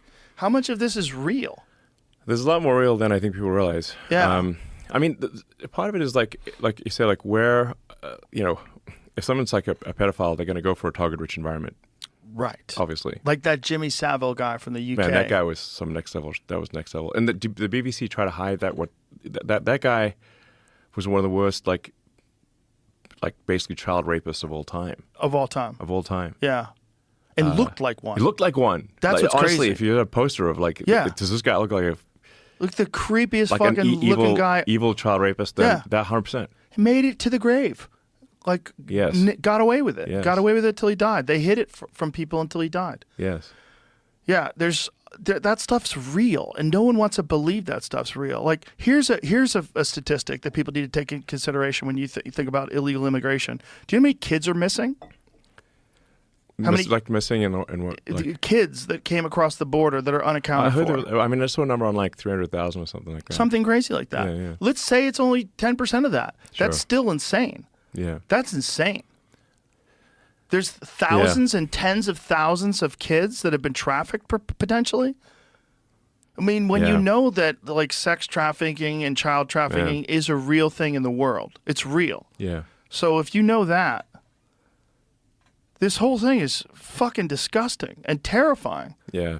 Absolutely. And people are just turning a blind eye to it because their ideology, the left-wing ideology, supports this idea that immigration is overall good and that you have to be a compassionate person to let these people in, and that you're racist if you don't want 20,000 immigrants from a war-torn country being imported into a town of 30,000 people. Exactly. And completely changing the dynamic of and then But, the- but as long as they don't come to your town, Exactly. like that's it. Exactly. They can just basically send, when they sent like 20 or 30 people to Martha's Vineyards, people had a heart attack. they kicked him out. Yeah, they kicked them out. Yeah, they kicked him out. Exactly. So I'm like, yeah, sure. Anyone so- who wants to have vast numbers of illegals, they have to be prepared to have them in their neighborhood. Yeah. Or it's bullshit. It's so crazy. And the thing about all of this is if you don't have people that are willing to stand up and talk about it, if you don't exist, if RFK doesn't exist, if Tulsi Gabbard doesn't exist, if Vivek and Trump don't exist, where the fuck are we? Like, where are we? Where are we and what gets done? Are we just like the UK where we have thousands of people getting arrested and jailed for social media posts? Like, where are we? We have complete silencing of any dissent, anything. You have Yeah. to stick to the narrative, or you'll lose your livelihood. You'll be outcast from the community. You'll lose your freedom. It's crazy. Yeah. Well, if the Kamala puppet regime wins, they're definitely going to want to cancel you. That's for sure. Oh, for sure. Yeah, 100%. Yeah, it's gonna be a problem. Yeah, big problem. Yeah. What about you? You gotta come for you first. No, I'm like, I think I'm probably number 2 on the list. Yeah. After Trump. Yeah. Yeah, I think so. Yeah. Yeah. Well, that's the last thing they want is someone with unlimited resources and intelligence attacking it. So people go, wait a minute, that guy's saying that? Yeah. Wait a minute. Especially a guy like you who's always been on the left. It was like having a Tesla in Los Angeles when I got my first Tesla was like a signal to everybody else that you were on the right team. Sure. You're environmentally conscious. You believe in green energy. You believe in this amazing thing that has zero emissions and it's super fast. And Yeah. everybody was in. They were all in. Well, it is a great car objectively. Like, Oh, yeah. Yeah, it's not buy it because it's electric. I mean, it's just a great car objectively, I think. I'm on my third one. Yeah, great. My third one is being built right now by Unplugged Performance. They're doing a carbon fiber wide body kit on it. Dude, it's sick. Great. Changing the suspension, putting wide wheels and tires on it, Right. custom interior. I'm fucking pumped. That's great. I'm pumped. I love those It's a things. super fun car. Jamie has one too. Yeah, great. I love them. It's makes other cars feel stupid. Like its ability and the fact that you can merge on the highway, you don't seem like a douchebag because it's totally silent. Yeah. It's not like when you merge on the highway, it's just Yeah. all of a sudden you're going 100 miles an hour. Like what? Yeah, that's cool. It's different than any other vehicle. And because of your company, now you see electric cars throughout the whole range of American cars. Yeah. The only person who's resisted, the only company is Toyota. They've stayed essentially mostly hybrid. But all these other companies, they're all putting out these electric cars. Yeah. Yeah. The thing is that the right architecture, environmental or not, for cars is actually electric. It's just like the acceleration is better. You can just charge it at home. I mean, like imagine if you had a gasoline-powered cell phone. It'd be a pain in the ass. Right. You know? That'd be so... Go to the gas You have to, station. go to the gas station, Charge fill up up your- your cell phone. That's a great... Speaking of cell phones. Gas stations are woeful. Like, who wants to go to the gas station? How much thought have you, because there's always these rumors, and I've contacted you about this before, but there's always these fucking YouTube videos where they're talking about a Tesla phone, releasing a Tesla phone. No, we're not doing a phone. Have you ever thought about it? I mean, we could do a phone since, like, we like the operating system in the Tesla. It's Linux based, but we've written a massive amount of software on top of that. So, like, probably Tesla is in a better position to create a new phone that's not Android or iPhone than maybe any company in the world. But it's not something we want to do unless we have to or something. What would be the situation where you would have to? Well, I think if Apple and Google / Android started doing really bad things like, I don't know, like censorship of apps, or I don't know, just treating people like just being like gatekeepers, that in a really bad way, then I guess would make a phone. You know, the I've tried so many times to break loose of the Apple ecosystem. I got an Android phone this summer. I was like, that's it. I'm gonna get because I love the Samsung phones. Yeah. The Galaxy phone. The hardware is They're incredible. Good. Yeah. There's so much good stuff to it, but it's so hard to get off of the iMessage. And the big one for me was FaceTime because supposedly the thing was you could have an Apple phone and send a link to FaceTime to an Android phone, and then you would click on that link, and then you would just go to a web page, and you'd be able to use the FaceTime. Okay. It doesn't work. Okay. I tried to do it to myself. So I had an iPhone in one hand and an Android phone in the other. And I'm sitting there with full Wi-Fi and full cell phone service, and I'm sending myself invitations for So FaceTime. you just can't communicate between them. It wasn't You can't do a working. video call, basically. You have to use WhatsApp. You have to use WhatsApp or Signal. You have to use something else that allows you to do that, or Instagram allows you to do it. There's like different ways you can make video calls outside of it, but it's inconvenient. Like with an iPhone to iPhone, it's so simple. AirDrop, so simple. So many different things where that walled garden that Apple's created is perfect. They've done a fantastic job of making it really convenient for you to stay with Apple. Yeah. I fucking tried. I gave it a go for like a couple of months. I'm like, I'm just gonna go straight Android. I'm gonna use Signal for my messages. And then I hear that like Signals might be compromised. Like I've talked to like people that like the government can read Signal messages. Like, oh, The government, if it tries hard enough, can read Signal messages. they can read anything. Yeah. All they need to do is have your phone number. Yeah. Yeah, the illusion of privacy is essentially out the window, and that should scare people more than it does. It really should, because it's like, who are these people that have access to all this stuff, and are they beyond reproach? Are these the most wonderful people, the most ethical, moral, and principled people that have ever existed, and they've been chosen to have access? No, it's fucking regular people. Yep. Regular people who happen to work for the government that make a decision, like Elon Musk. Let's see what the fuck that guy's texting his friends. Let's check it out. Yeah, pretty much. Bizarre. Just so bizarre. And the alternatives are you can get some wacky phone, some de-Googled phone that fucking none of the apps work. It's real sketchy. Your GPS is fucked. Like Yeah, I mean, well, anyway, I think making a phone would be a huge pain in the ass, so it can be done, but... How much talk have you guys had internally about doing it? Has it ever been discussed? No? No, I mean, we're still... Right now, focus is making great electric cars, solving autonomy so the cars can drive themselves. We're building, humanoid robots. We've got large battery packs, like utility scale battery packs with the Mega Pack, home battery packs with Powerwall. We've got solar. It's like we're basically trying to solve sustainable energy and autonomy. So autonomy and robotics. Well, I think that's enough. Yeah, I think exactly. you're So busy. the plate's full. Yeah. That's what I'm saying. It's always fascinating to me how one company can dominate a market. Like Apple's dominated the cell phone market largely by making the best product. Yeah. But also like YouTube has dominated the video market. That one's the most bizarre to me because it seems like, boy, shouldn't there be like a ton of options? It seems like it's not that difficult to pull off. But nothing ever took hold other than X. Yeah. And I think one of the big changes was when Tucker Carlson decided to do his show from X, straight out of Fox. And then people realized, like, oh, you can watch full videos on X the same exact way you could watch them on YouTube. Yes. It's not as simple in terms of, like, you have the suggestions and the algorithm. Yeah, it'll get better. And there is now, it is now possible to watch X videos on your big TV. Do you do it through what? How do you do it? You can actually just download the X app on your TV. And watch it on your TV. Can you do it on Apple TV? Like if you have an Apple I TV, think so, you can get the X app and you can just watch it. Oh, okay. So we'll make it so that you can watch X videos on a big TV. It doesn't have to be on your phone or your iPad or something like that.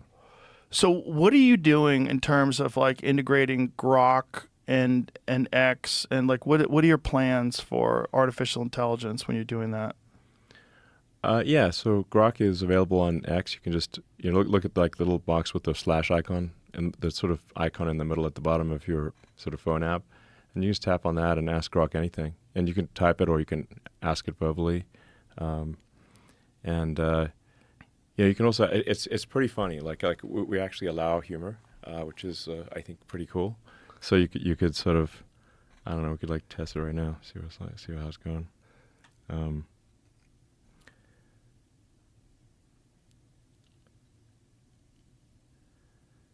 what should we do? Like roast, like we roast somebody. What do you want it to, like, how, first of all, like, what is it based on? It's a large language model, so, like, where is it pulling? It's trained on everything. On everything. Internet, books, anything that could possibly be, that's available in digital form. So it's essentially very similar to ChatGPT, other than it doesn't have, like, the woke parameters built into it. Like, Google was the worst, right? Yeah. The Gemini was the worst. Yeah, I mean, Gemini was like, people ask Gemini, like, which one is worse, global thermonuclear war or misgendering Caitlyn Jenner? And it would say, like, misgendering Caitlyn Jenner. And then even Caitlyn Jenner weighed in and said, no, that's insane. Definitely nuclear war is way worse. Do you see Caitlyn Jenner teasing Mark Cuban about transitioning? Yeah. That's hilarious. I mean, Caitlyn Jenner's based. Yeah. But Yeah. that is actually hilarious when Yeah. someone who has transitioned Yeah. is teasing Mark Cuban about transitioning. I mean, it is weird how much he looks like Rachel Maddow. I mean, like he's using the same glasses. Did he? I don't know why Did he he put go those klepto glasses and on. steal her glasses or something? Because they look exactly the same. He's worth a lot of money. Why would he buy those stupid glasses? Yes, You can get some it's cool ass unflattering. glasses. Yeah. It's- Well, it's like I'm serious because I don't even care what I look like. I'm just wearing these glasses because I'm intelligent. but why did it look exactly like Rachel Maddow's glasses? Yeah, it's like what they probably sent him. Yeah. It doesn't stick to the narrative. Here's the glasses. Yeah. And then when he's got the AirPods in, it looks like he's wearing earrings. So then he's got the Maddow glasses and the earrings. And it's like, okay, I guess, It's just a weird look. It's a weird I'm look, man. super serious with these big ass stupid glasses look. Yeah. It's a weird look. Yes. Like you can get some cool glasses, like no rims, Yeah. nice, look stylish. But like, okay, let's do a Grok thing. Okay. Because I think you like. So one of the things you want to show is like, look, we want a future where comedy is legal. Yes. Obviously, as a comedian, I think you would agree. I want- definitely agree. We want to legalize Yeah. comedy.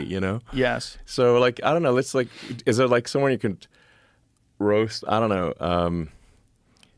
Roast Transgender men oh my god competing, or transgender women competing in women's swimming.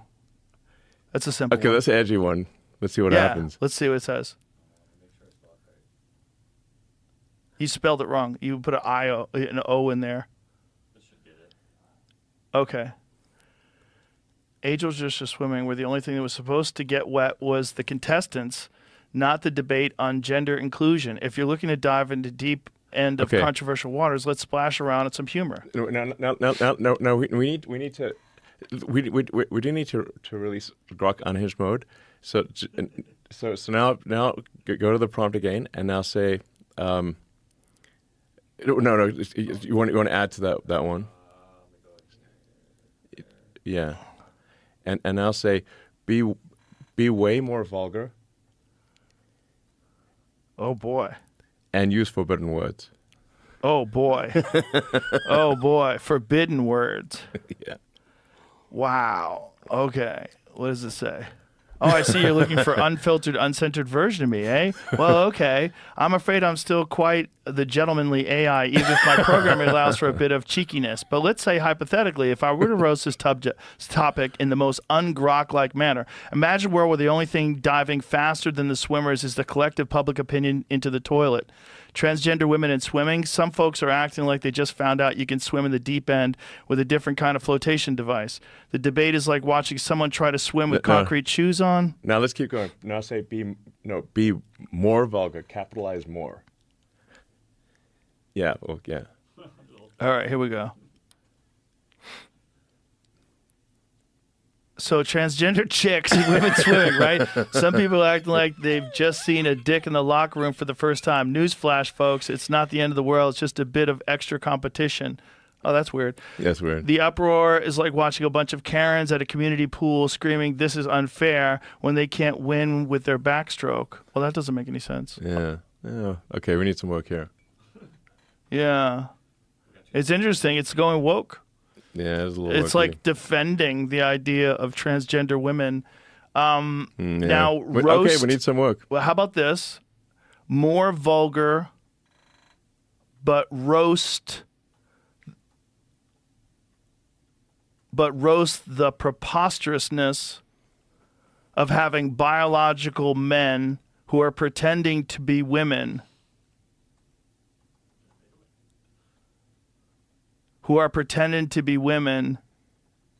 competing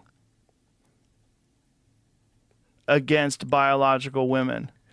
Yeah, I mean, obviously you have the situations where it's like somebody's just saying that they're a woman, but they're actually Right. have fully intact, dick and balls. So we've got a scenario where biological men have decided to take a walk on the feminine side are splashing into women's swimming competitions. It's like if you show up on a chili cook-off with a bowl of soup and insist it's chili because you added some red food coloring. Sure, it's red, but it ain't chili, and your soup won't win any awards for heat. Huh. Yeah, it's okay. We need work. Not so good. Yeah, it's very, very, very, it's dancing around it. Yeah, it is. Well, it needs some work. Yeah, needs a little work.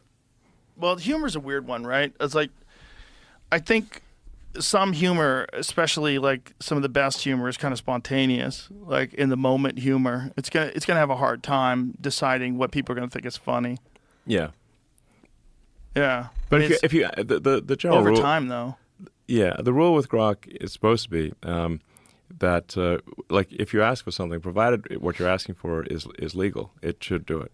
Have you ever seen the video where they asked AI to create an enlightened bunny, and they keep going and make it more enlightened? Essentially, the bunny becomes God. So the bunny becomes a DMT trip. Yeah, totally. That's funny. That's kind of what I was kind of hoping would happen here. Yeah, I have a video of that. I'll send it to you, Jamie, because that to me is pretty bizarre because it's like get more. I feel like I might have got it to do it. You got it already? Maybe. No, I just told it to don't not hold back. Oh, you said don't hold back.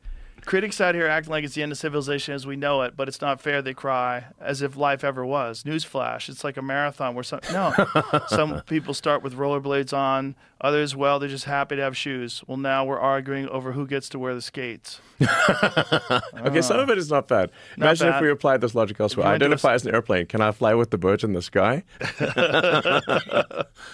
Yeah, the locker room Sure, situation. buddy. Just don't complain when gravity decides you're not quite aerodynamic enough.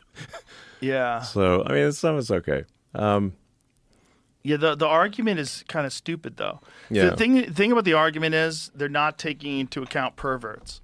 Yeah, right? Totally. Yes, exactly. So, I mean, the thing is that if you provide like a moral get out of jail free card, like if you say like if you adopt this label, you cannot be attacked in any way, shape, or form. Right. You're basically morally invulnerable. Then obviously bad people will take advantage of that. Yeah. You're like literally saying here's an invulnerability card, moral invulnerability card. Good people will take it, but also the bad people will take it. Yeah. The bad people are going to be the fastest to take the sort of the moral cloak. Yeah, 100%. Yeah. And then there's a real psychological condition called autogynephilia, where people get aroused, heterosexual men get aroused by the idea of dressing up like women and being around women. It's like a known psychological So it's been condition that around for a existed while. forever. Sure. And then you're allowing those people to just say, oh, I'm trans, and go into the women's locker room and get their kicks. And then there's real trans people. So there's like a lot of variability. Like I talked about it in my act, in my Netflix special. It's like I believe in freedom. I believe in transgender people, but I also believe in crazy people. And if you can't, if you're trying to pretend that people aren't crazy all of a sudden, it's like it's just like if someone's a sort of consenting adult and they want to whatever they want to do to their body, as long as it's not harming someone else, I'm like that's fine. yes, You know, like I believe in like individual freedom. And like my mom's best friend, like growing up when I was a kid, was transgender woman in South Africa. This was like where she'd get beaten up a lot because it was like back then you get beaten up. So her name was Dion, and very nice, kind human being, and helped my mom a lot. And I think that's okay. That's fine. If somebody wants to make that choice as an adult, that's cool. there's a big difference between that and an intact male who wants to identify as a woman, who wants to walk around the locker room with his dick out. Yes, exactly. Because there's people that do that just because they get off on it. Exactly. So you just can't have something which is like I said, a sort of moral invulnerability, or like where you can know, like even questioning them is you get attacked. Yeah. Because obviously bad people will abuse that. Well, that's when I got thrown into this whole thing because there was a fighter who was a biological man who became transgender and was competing against women without telling them that they were a biological man. They said they didn't have to tell people because it was a medical condition. Like, no, Yeah. that's not what it is. Right. It's not what it is. Like, you can't say that. And of all sports, like, if someone scores more points in basketball, well, that's unfair. But if someone beats the fuck out of someone because they're lying about Yes. being a biological male, Right. that's crazy. You're literally allowing Yes. someone to get brain damage Right. because you want to appeal to the woke fucking crazy Exactly. people It's wrong. that think it's all right. Yeah. It's so strange that's sort of the thing that red pilled me. Yeah. When I got attacked for that, I'm like, this is so nuts. I can't believe we're at this stage where I'm saying, hey, I don't think it's cool if you pretend you're a woman and beat the fuck out of women, and people are Yes, like, you're out of exactly. line. Like, No, totally. well, we're in fantasy land now. Yes, Now we're exactly. pretending Yeah. because it helps you. It helps you feel better. Yeah. Totally. It's just such a strange time, and if it wasn't for something like Twitter, where this could be discussed. Want some more of that? I'll get some more made. Sure. Let's get some more coffee, young Jamie. If it wasn't for Twitter, you know, at the early Twitters, you would be kicked off forever if you just dead name someone. So, like, Which if is you insane. insane. Yeah. Insane. I mean, especially if you think about all the things that, like, look, the Harris campaign and what the lies that they've told about Trump that we discussed earlier. You don't get kicked off for that, but you get kicked off for calling Caitlyn Jenner Bruce forever, for life. Yeah. It's totally insane. Yeah. But if it wasn't for you buying that and changing Twitter, I don't think we would be where we're at right now. I think that it was a pivotal moment. I think historically, when people look back on it, it's going to be a pivotal moment in this very bizarre fight for the freedom of information. Yeah. Well, I mean, at the time I said, I think, like, look, I think this is existential to the United States. It's existential to democracy, because if you don't have freedom of speech, you don't have democracy. Okay, because if you don't have freedom of speech, people cannot make an informed vote. If they're just being fed propaganda, and there's no freedom of speech, democracy is an illusion. So freedom of speech is the bedrock of democracy. That's why freedom of speech is the First Amendment. Once you lose freedom of speech, you lose democracy. Game over. That's why I bought Twitter. And it seems so simple. Yes. It seems so clear that everyone should agree to that, on the left or on the right. You shouldn't be giving the government. If you Correct. imagine the Bush administration during the Iraq War, imagine if they had complete, total control of propaganda and of dissent online. You don't want that. No one wants that. No one from the left would want that. Yeah. We shouldn't want it from the left either. Absolutely, and there's also, it's like the media, like the legacy, the mainstream media, what I call the legacy media at this point. It used to be much more balanced. Like if you look at sort of political donations over time, Republican versus Democrat, there used to be the media was, I mean, they always had like a left bias, but there was like, I don't know, it was like 2/3 Democrat, 1/3 Republican type of thing in terms of journalists making political donations. Now it's like 95% or something Democrat. So the legacy media, the mainstream media, is not balanced at all. They're just a mouthpiece for the Democratic Party, and you can see that in how consistent their headlines are. Like they don't behave like they're different organizations. They behave like they're all one hive mind. Right.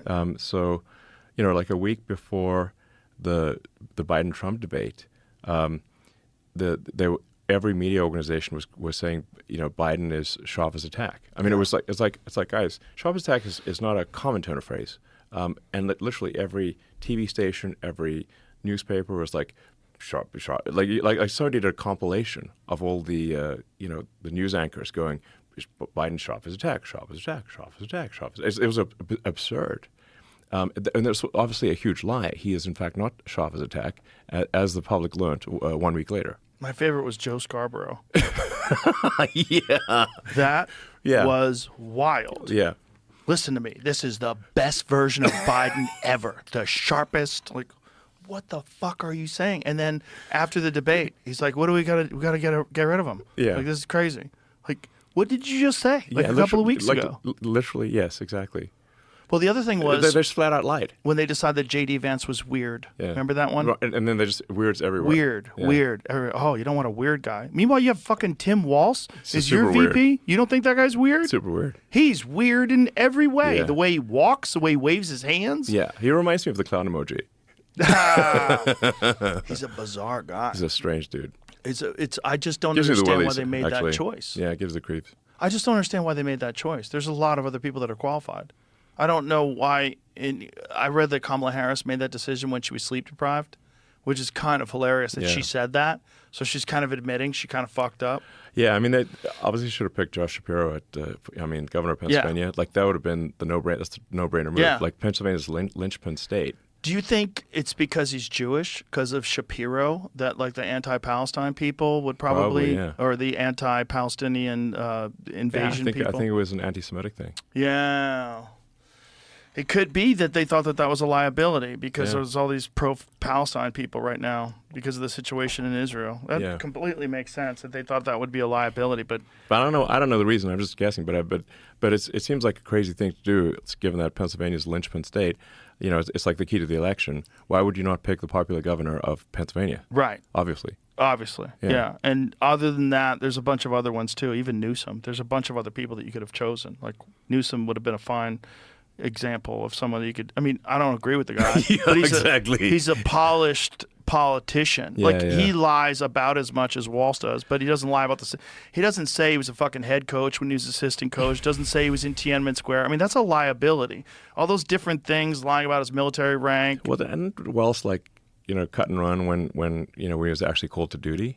Well, he knew they were going to be deployed months in advance, so he resigned. And he also took.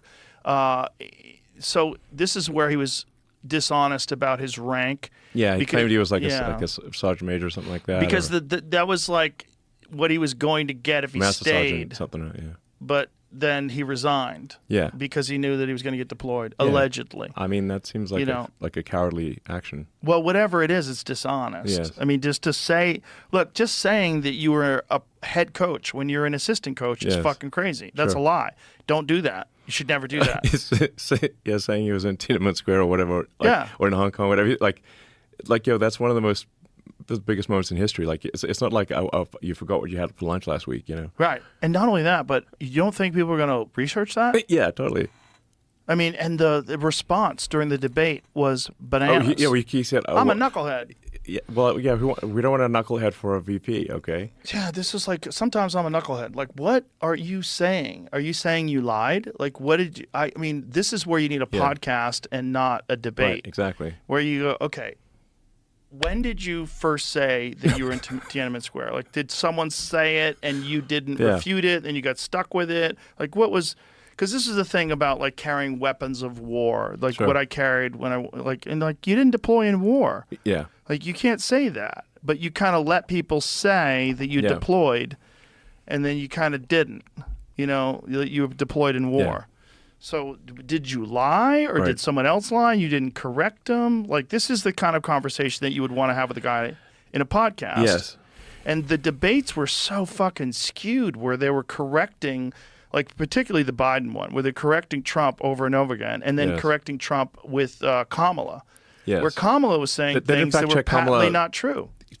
I mean, Kamala deliberately repeated the Fine People hoax and was not fact-checked. Well, not only that, she also said that no troops were being deployed in a war zone. But I know troops in war zones. And I'm like, and as vice president, you're privy. You know the official troops and the unofficial troops. Right. So what she said was a flat out bold-faced lie. flat out next level bold-faced lie. Have you seen an, the video? An absurd lie. Of the troops that were watching it take place, and what the fuck are we? They're watching it in real time, making a video. We're here being shot at. So crazy. Crazy. But it just shows you the level of propaganda that we're being subject to, which is why people think Donald Trump is the devil. Because the machine has gone all out as far as it can go with lawfare, with propaganda, with lies, with just pushing as much in this direction as humanly possible, connecting it to the Nazi rally, like every step of the way.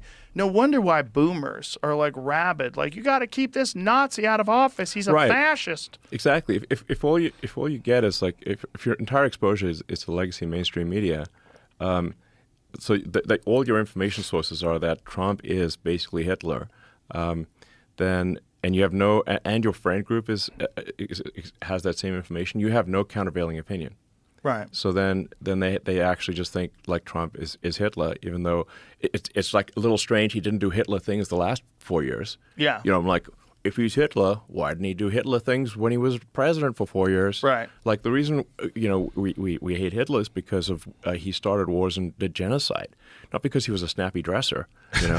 And I'm like, so tell me about the wars and genocide that Trump did. Right. I don't remember that, and he was president for 4 years. Right. So it's insane. It makes no sense. Well, and also he's campaigning on stopping all the wars. Yes. That's like his primary concern. Exactly. The warmongers like Liz Cheney hate him. Yeah. Because they love war. Well, they profit off of it. They profit off of war. Yeah. Yes. Which is insane. Insane. Yeah. And that this is happening right in front of everybody's face. Yeah, the war profiteers hate Trump. Yeah. Which is fucked up. I mean, it's like we should be like, let's vote for the guy that the war profiteers hate. That sounds like a great idea.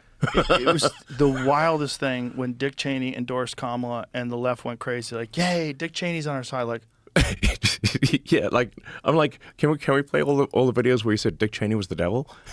It's the craziest turn, the craziest like 180 I've ever seen in my life because there's no reason for it. Yeah. It doesn't make any sense. Doesn't make any sense. No logic to it at all. Just all of a sudden he's the devil. Yeah. Or he's not the devil. He's good. It's good that he's supporting Kamala. Even Dick Cheney. You know? I mean, warmongers want the Kamala puppet regime because they will get more war. It's so strange watching all these Hollywood celebrities like step up, and they think it's going to get them more movies or something. Like, that's what it is. If you know those people, so many of them are just complete narcissists. Well, let me tell you how it actually works. There is what happens is, these celebrities they get a call. Okay, they get a call from someone powerful in Hollywood, and that person says, it'd be really really great if you endorsed Kamala. You don't have to. It's up to you. But if you don't.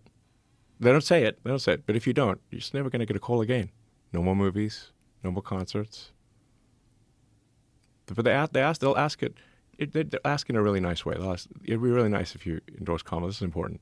And so they don't say that if you don't. They don't make the threat. They don't need to. But everyone knows what'll happen if you don't. Well, I think there's also, even if they don't think that something's going to happen to them, if they don't, there's this compelling feeling to support this cause that you think is going to get you a bunch of positive attention. And you're going to be on the right side of history, and all these narratives that you, especially from the left in Hollywood, like they're all in on whoever the fuck is the Democrat. Always, 100%. There's never a call from the Hollywood machine to support any Republicans. I've never seen it once. Yeah, never. So it's like you realize that, and that whole business is based on getting picked. It's the whole business is not necessarily merit based. There's a lot of brilliant actors you never hear from. There's a lot of people who can do that, but they don't get chosen for roles, and everybody knows this, that you have to sort of socialize. You toe the line, or you don't get chosen for the roles, because there's a lot of competition for the roles. That's why I say, like, when someone powerful in Hollywood who's able to choose these roles calls one of these celebrities, they know the deal. Yeah. There's no threat is necessary. Well, you could see it in real time, like with Dennis Quaid when he made that Reagan movie, and they wouldn't let him advertise on social media platforms. Yeah.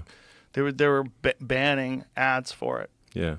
For what? Because it was an election year. Like, what are you talking about? This is about a guy who's dead.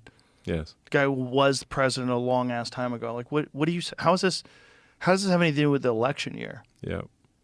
But it's the punishment. It's like you stepped outside the line. You supported the other guy. Yeah, the problem is you'll just never get a call again for a movie or concert or whatever it is. Yeah, which is crazy. That's the issue. I mean, we used to allow people to be a Republican and still be a movie star, like Reagan. Clint Eastwood. Reagan. Yeah, but Clint Eastwood. Yeah. Like during the Obama administration, Clint Eastwood was like an outspoken Republican and yet was, Right. a giant movie star. And people's like, it's Clint. Yeah, he was allowed. You were allowed to have, there was a variety of different opinions. Charlton Heston. Yeah. There was a variety of different opinions you were allowed to have. But now you're not. Now it's just like, and once Trump got into office, he became this focal point where all logic was thrown out the window. And it's just Trump is bad. You have to attack Trump. Trump is right. Right wing's bad. Everyone right wing is bad. Mm-hmm. Christian's bad. Yes. It's just strange. Yeah, exactly. So, well, I'll say it again, man. I think this is the last election. If Trump doesn't win, this is the last election. I think you're right. Yeah. I think you're right. And I think people, and a lot of people are waking up and realize that have been lifelong Democrats. Guys like Bill Ackman, guys like Chamath. Yeah, exactly. Tulsi Gabbard switched over to the Republicans. Yep. Like there's a lot of people who their whole life they've been left-wing and they realize like, I can't do this anymore. You and I used to be Democrats. Yeah. So, Yeah. yeah. It's nuts. It's nuts, man. And, I think the things we want are just pretty basic. It's like we want individual liberties and we want opportunity. We want America to remain the land of freedom and opportunity. So we maximize people's personal freedom. The government can't barge into your house and kill your fucking pet. That's fucked up. And that you succeed as a function of your hard work and talent, not anything else, not race, religion, sex, doesn't matter. Yes. It's basic stuff. And then What did you change the acronym DEI? What did you change it to? DIE. What is it? Die. I mean, because diversity, inclusion, and equity is DIE. But didn't you change for it to some like reason dedication, excellence, and Yeah. yeah? Yeah. I mean, we want America. America being the land of opportunity means that we have an environment where you succeed as a function of your hard work and skill. Yes. And that's Radical. yeah, Radical. Like the best person succeeds. This makes you right wing now. Yeah. I'm like, okay, great, pull me right wing. I don't care. So you're not a real country unless you have secure borders. You're just a fake country. So we need. And our cities are unsafe and dirty. My mom was telling me, my mom's like pretty red pilled at this point. But you know what's going to red pill you really, really fast is having your friends get assaulted on the streets of New York. Yeah. And that happened to 3 of her friends this year. Got assaulted on the streets of New York, just walking around. Yeah. Nobody got arrested. Nothing happened. Well, the morale of the police is like depleted. Yeah, substantially. For sure, the morale of the police gets depleted, and then also like at some point, like if you're a police officer and you're arresting someone who's violent, you're putting your life at risk, obviously, because they Right. might, sometimes they'll try to kill you, and then if you know that arresting this violent person, they will be immediately released by the DA, which happens in New York. Alvin Bragg doesn't prosecute people. Then why should a police officer put their life at risk to arrest someone when they know they will just be let out immediately? Yeah. It's pointless. Yeah. It's like the friggin' Joker. It's like Dark Knight. Like the friggin' Joker is in charge. Yeah. Like the criminals run free and the citizens are arrested. That like. This is why I keep coming back to this. I'm still pretty shook about the friggin' squirrel thing. It's like, they at gunpoint forced the guy to stay outside his house while they got his pets and killed them. Meanwhile, violent felons are running free, and this is in New York State, are running free. This is a Joker. Yeah, it's not. The law-abiding citizens are arrested, and the criminals are let free. This is fucked up, guys. Just the fact that they have the resources to do that when they have all the crime that they have. You have the resources, Yeah. the government resources to go kill someone's squirrel. Yeah. What this whole idea of this government efficiency agency, The government, yeah. I mean, call it whatever you want. But What do you want to call it? What do you call it? I mean, I think the funniest name is DOGE, the Doge, the Department of Department of Government Efficiency. Yeah, I mean, the idea is pretty simple. Is that like we've got this suffocating, massive federal bureaucracy, and we need to, and the government spending is like bankrupting the country. Our interest payments on the national debt now exceed the Defense Department budget, which is the Defense Department budget is like $1 trillion a year. Interest payments on the national debt are now higher than the Defense Department budget, and growing like every month. So it's not like basically we're on a path to bankruptcy. America's on a path to bankruptcy. So we have to cut government spending, or we're just going to go bankrupt, just like a person would if that overspends. But it's even worse than that. Like we're spending money on all these these government agencies, and I actually asked the AI like how many government agencies are there, and the government isn't even sure how many government agencies there are. So it's like somewhere around 450, depending on what you call an agency.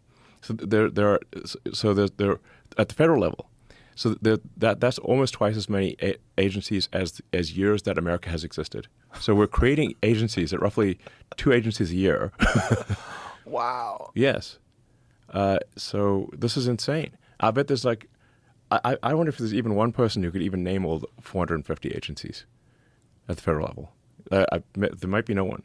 But it's hardly anyone, let's just say. I bet most people couldn't even name like 100, So this is crazy. So we've got this vast suffocating federal bureaucracy that just gets bigger every year, and eventually you get to the point where everything's illegal. You can't get anything done.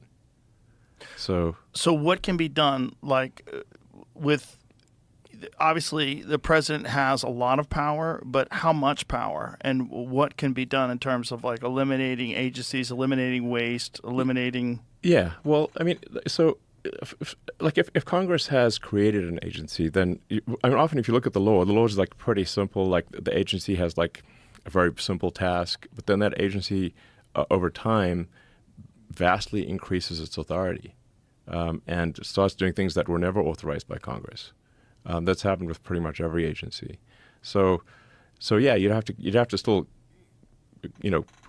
keep an agency. You'd have to match the law. But you can curtail the agencies to be much smaller and say you got to stick to what Congress authorized instead of all this other stuff you're doing, which I think makes sense. And so is the other stuff they're doing just essentially bureaucracy run amok, where they just create jobs and create things to do and create a meaning for their existence? Yeah. It's like a tumor. It's just going to keep growing. Jesus Christ. And it's so. I mean, as for SpaceX, Starship was sitting on the pad. The rocket, this giant rocket. We could build the rocket faster than they could process the paperwork to approve the launch. So we're sitting there for 2 months. But do you think that they're doing that on purpose to fuck with you? I mean, maybe a little, but I mean, that would also not be cool. Yeah. But another way to think of it is like the amount of paperwork is going to go roughly with the square of the number of agencies involved. So because they all have to meet with each other. So like let's say in the best case situation, if you've got like if there's like if you're dealing with one agency, that's one thing. But if you've got to deal with 5 agencies and the agencies all have to meet with each other, now you've got like 25 different meeting configurations that have to take place, and it just everything just you get just hardening of the arteries. You just can't make progress. Like this is why we can't build high speed rail in America. It's basically illegal. Right. So this has been the argument has always been that we need regulation because we need to protect the environment, we need to protect people, we need to make sure the rule of law is followed. So we need a certain amount of regulation. We do. Over-regulation is a giant problem. That's a big issue in California. Yes. It's a huge issue anywhere where bureaucracy has run amok. They make it very difficult to get anything done. Yes. I mean, what happens is every year there are more rules and regulations created. And in the past, what has served as a cleansing function for rules and regulations is war. Because well, we're going to lose if we don't kind of clear the decks. But we haven't really had an existential threat of war in the U.S. We've had prosperity for a long time, which has resulted in a massive buildup of rules and regulations every year. And to the point where, like I said, like everything's illegal. And it's not like any one regulation is the problem. It's like Gulliver being tied down by a million little strings. It's not like any one string is the problem, but you got a million of them. So we've got to clear the decks here. And I'm not saying we shouldn't have regulators. I'm just saying we've gone way too far. One should think of regulators like referees on a field, a sports field. You don't want to have no refs. You want to have some number of refs, but you don't want to have way more refs than players. Right. You don't want to be like, well, the running back couldn't complete the pass because there were too many regulators in the way because the football field's full of regulators. Yeah. It's like you can't even play the game. Right. That's the issue we got right now. Well, that's a great analogy. Yeah, I can imagine a football field that's filled with referees. It's like the football field's filled with refs. Yeah, you can't even run past them. Yeah. Yeah. That I've seen criticism of this idea of you coming up with this department of like firing a bunch of people and what would happen and how would that work. But the criticism doesn't make any sense to me because if you can prove that there's a lot of wasted time and resources, which I think is pretty easy to do. Yeah. And if you could say that this is not the most efficient, like the most efficient businesses are generally private businesses Yes. or a company because they kind of have to be in order to stay profitable. Yeah. The government doesn't have to be profitable. Right. They don't have to be efficient. They don't have competition. Yep. So if you're making cars and your cars break down, they suck, and someone makes cars and the cars are better, Yeah. they're going to succeed. So this is the free market. The Yeah. government doesn't have this problem when they're in charge of certain things Yeah. that could probably be better served by the public, but by the private sector. Yeah, absolutely. Well, look, I just think we've got far too many government agencies. The federal bureaucracy has gotten out of hand, and we just need to pare it down to a sensible level. And if it turns out that like there's some regulation or agency that was doing something useful, we can put it right back. No problem. Like it's like, oh, that regulation was important. No problem. We'll put it right back. Right, as That's long as not we that hard. actually know. Right, Yeah. but be able to look at it logically and objectively. Yeah. And you were also floating around the idea of offering a large severance to the people that you're going to have removed. Yeah. Like a couple years or something like that. Is that what you're saying? Yeah, I mean, these are, again, just ideas, but I mean, it's the point is not that people suffer economic hardship. The point is just that there are more productive things they can do in the economy. And it would be better if they did these other more productive things. And we didn't have this vast federal bureaucracy. So I was like, maybe like a couple of years of pay would be good. And then they could take a vacation. They could take another job and get double pay. I mean, it's not going to create an economic crisis. I think it's actually going to be really good. I think because people can move to where they're making products and services that are more useful to their fellow human beings. The problem is if someone has like a 25, 30-year career of being institutionalized, you're essentially like a part of the government system. You've sort of programmed your life and your career to be a part of this bureaucratic system. And then you're like, nope, you have to go out and compete in the free market. You're like, huh. That's scary to people. But you have to be valuable. You have to actually be valuable. Yeah. Yeah. I mean, let's look at whatever the government pension and stuff. They're not going to be, in tough. I think they'll be in good financial shape. How are you going to have the time to oversee all this shit? Well, I'm pretty good at improving efficiency. I mean, I would say so. Yeah. But still, this seems like a giant undertaking. Yeah, I'll probably need to beef up security. Oh yeah.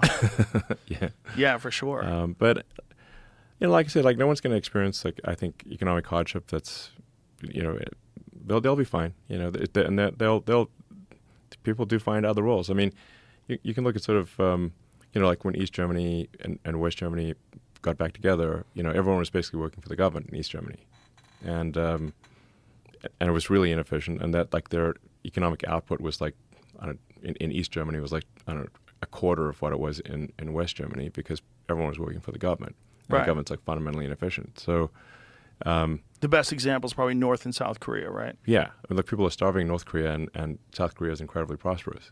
Yeah. So, and it's the same people, just a different operating system. Right. So, it's just like you just want to move people from, less productive things to more productive things. Where they're because you can also say, like, in the limit, like, let's just say, let's consider the other direction, where we moved a whole bunch of people that were in the private sector making goods and services, and we moved them into the government as regulators. Now they stopped making those goods and services, so the stuff they were making is no longer available. Now they're just being regulators. Like, is that a good thing? That's not a good thing. Doesn't sound good. No, it's not good. Doesn't sound like there's a real market for it. Like, you're creating jobs that don't necessarily need to be there. There are all these fake jobs, basically. That doesn't make sense. So I look, we got to do this because the country's going bankrupt. Like, if we don't take action, our dollar's going to be worth nothing, and the interest payments, which are already 23% of 23% of all government income, income taxes, tariffs, and everything, is just going to pay interest right now, and that number is continually rising. So if we don't do something, the entire government budget will be paying interest. There won't be money for anything. No, there won't be money for Social Security. There won't be money for Medicare, nothing. That's where we're headed. That's what bankruptcy means. Yeah, that's such an insane concept. Yes. It's like, hello, wake up. Wake up. And if somebody can tell me, can show me, like, pencil out the math and show me how this works, I'd love to hear it.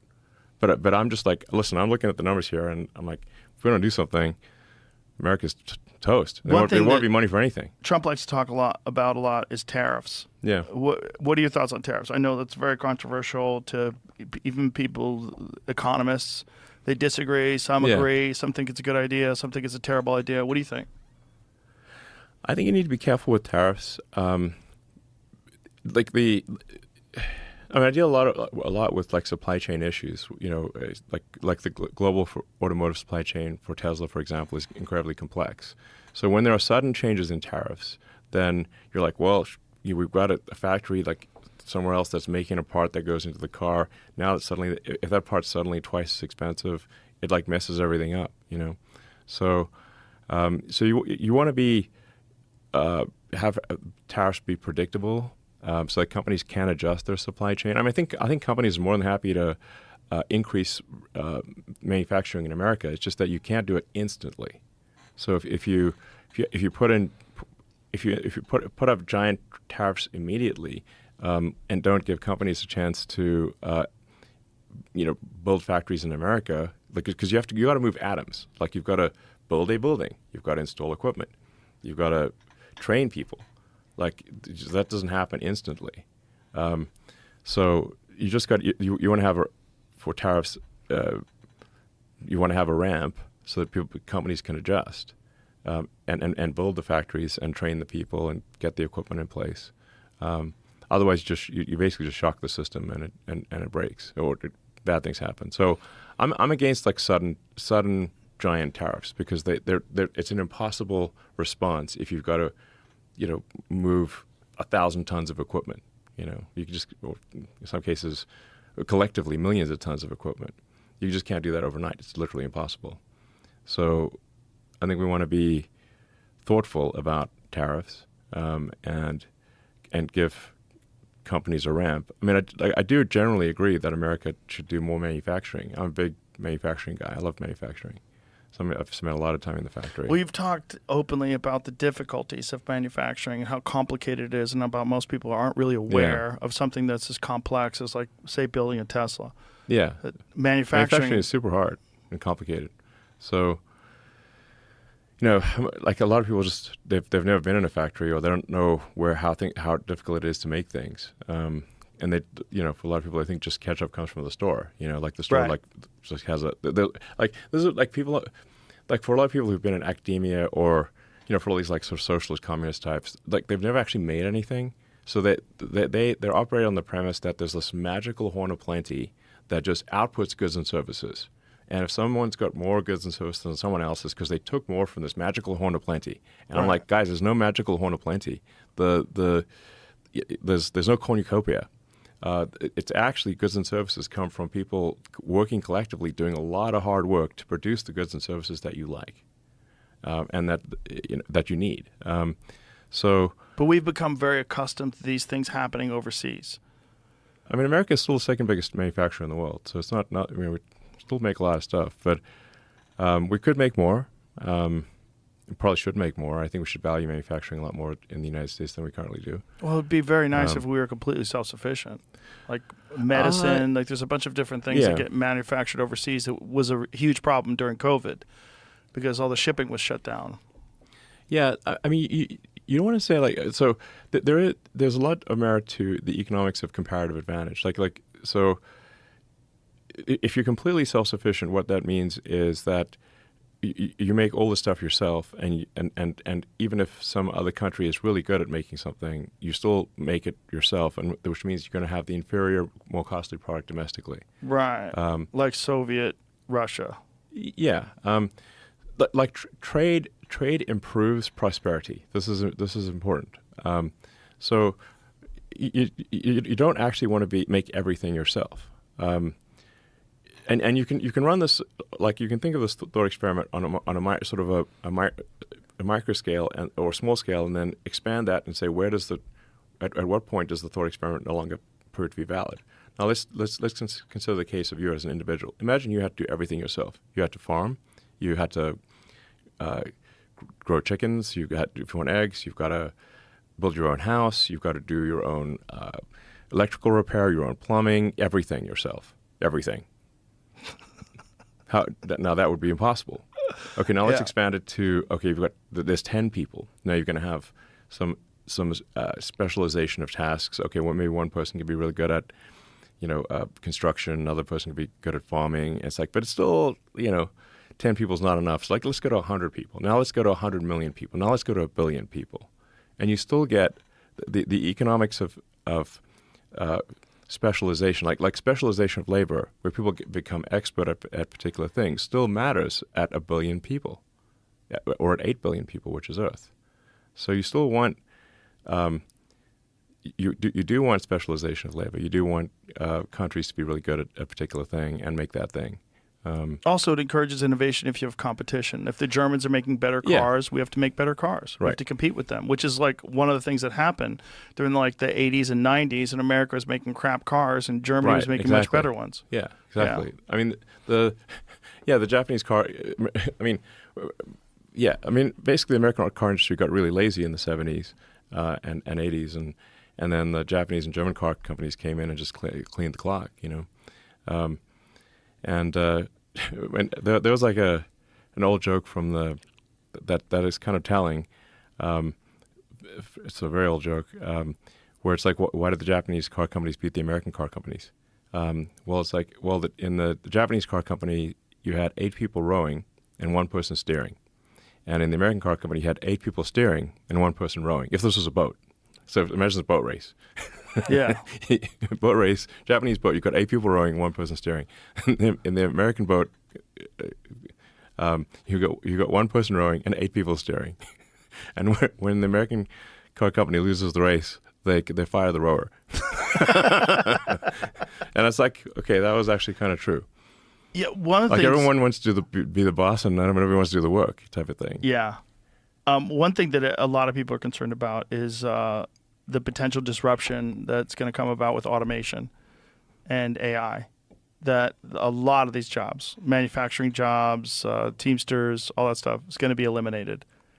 What do you, I mean? You're at the forefront of this, so how do you see this playing out, and what do you think that can be done to mitigate a lot of the loss of purpose that a lot of people are going to feel, loss of income? Obviously, universal basic income is being floated about, but that seems to me to only be part of the problem.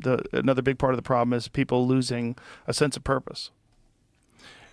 Yeah, no, we're talking about something which is still pretty far in the future. How far do you think it is? Well, I mean, it's probably, I don't know, 15, 20 years type of thing. So we've got like immediate issues. We've got short-term issues that are, I don't know, 1 to 3 years. Medium-term issues like 5 to 10 years. Longer-term issues which are like maybe 20 years. Longer-term, I think there is this question: if you have AI and robotics, how do you find meaning in life? If the computer can do everything better than you can, and the robot can do everything better than you can, but we've got a long way to go before that, and and I do think it's like 80% likely to be a good outcome, like maybe 90. So I think everyone's going to have their own like personal robot, like, and I think at a certain point, like, wouldn't you want to have your own personal C-3PO R2-D2? So it's going to be That would be essentially just like everyone has their own phone. Yeah, everyone will have their own robot buddy, like literally. Well, it would be great if it protected you. Like if you walk down would. the street of New York City, you have a Terminator with you. I don't know about the Terminator. Hopefully, we got to avoid. Like, we don't want this to be the plot of a James Cameron. We want more Gene Roddenberry than James Cameron movie situation. But it would be fascinating to watch some rich person walk down the street of New York City flanked by 2 giant Tesla robots, Jack Tesla robots like that were there to RoboCop protect or you. something, but Yeah, just fully robots. somebody fully robot there to protect you from a bad neighborhood. Yeah, That would be very interesting. I mean, this You is could potentially see that. yeah. Restaurants would probably have no robot rules. You can't bring a robot. Yeah, leave a robot. It has Yeah, to stand leave outside your or robot something. outside. Your robot standing by the table. Man, the future's gonna be wild. It's going to be wild. Yeah. Yeah. It's going to be really unpredictable. Like, I don't think, I mean, you probably have a pretty good sense of it, but I think most people don't understand the wave that's coming. Yeah. And how it's kind of completely drown society and change it forever. Yeah. We have, like I said, it's not like it's not going to happen like overnight, but it's 20 years from now. I think it's still like 20 years from now. I think there's going to be more humanoid robots than there are humans. Really? Yes. More humanized? Well, that's so crazy. Like, so that's like more guns. We have more guns than people in America. We'll have more robots than people in America as well. Yes. You'll have a bunch of old robots nobody wants anymore. I guess. Early versions or something. In a historical timeline, 20 years in the past has not been that big of a deal. You know, I mean, this is a big deal, but you go from like 1900, 1920, not that big of a deal. 1920, 1940, kind of a big deal. 1940, 1960, things start getting weird. 60 to 80, wow, that's a big difference. 80 to 2000, holy shit, now you have the internet. 2000 to 2020, whoa, this is nuts. You have propaganda, social media, YouTube, streaming. 20 years from now, like, what are we even talking about? Mm-hmm. It's going to be that much of a shift. Like, it's all accelerating. And we're in the middle of it, so it's very difficult to sort of, like, feel it while it's happening, because it kind of just feels like life. And you just get adapted to the changes. Yeah. I mean, people's phones at this point are a supercomputer in their pocket, like an oracle that can answer any questions, and people just take it for granted. Yeah, it's normal. Yeah. They get mad if it doesn't work. Yeah. It's like Louis C.K.'s joke about using your phone when you're on a plane. Ah, fucking piece of shit. Like, you're in the sky. In the You're sky. floating in the air. And now it will work with Starlink too. What's that? It will work with Starlink. Starlink, Yes. the Starlink connection, it'll be like being on the ground. Well, I was telling you how I used Starlink when I was in Utah. I was in the mountains of Utah. There was Yeah. no cell phone service anywhere near. And we had full YouTube. We had text messages, FaceTime, everything, phone calls. It was nuts. Yeah. And it's this big as that cigar box. Yep. It's crazy. Yeah. It's so light. When I brought it out there, like, that's it, or this is it. Let's just Yeah. plug it in. And the guys I was in camp with were like, this is crazy. Yeah. The whole camp was like sharing it. So it was like 10 people Yeah. using the Wi-Fi signal. Right. It's nuts. Yep. And then, that's the beginning. I mean, what you're at right now is like what version? This is Starlink Mini, right? So this is like a very small version. How much smaller can it scale down from that? Well, there's a certain area that you need. Like the bigger the area, the more you can. like your Higher the bandwidth. Yeah, because you're like trying to catch these like photons essentially. So you can think of the the area of the antenna is like the more area you have, the more photons you can catch. But we have a direct-to-cell capability as well that we've been launching that will turn on probably in a few months. That'll actually connect directly to a cell phone unmodified.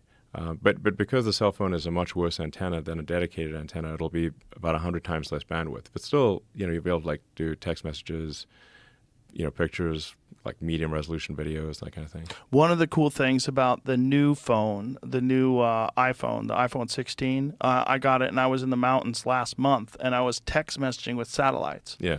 iMessages. Right. And receiving them. But just text. Yeah, just text. Yeah. But still pretty impressive. Yeah. Yeah. I mean, what are we going to be looking at 100 years from now? I mean, when you... Around 100 years from now, I hope civilization's around. Yeah, that'll be a win. Yeah. Yeah. What are the chances that we fuck this whole thing up? 50%? It's hard to say. I mean,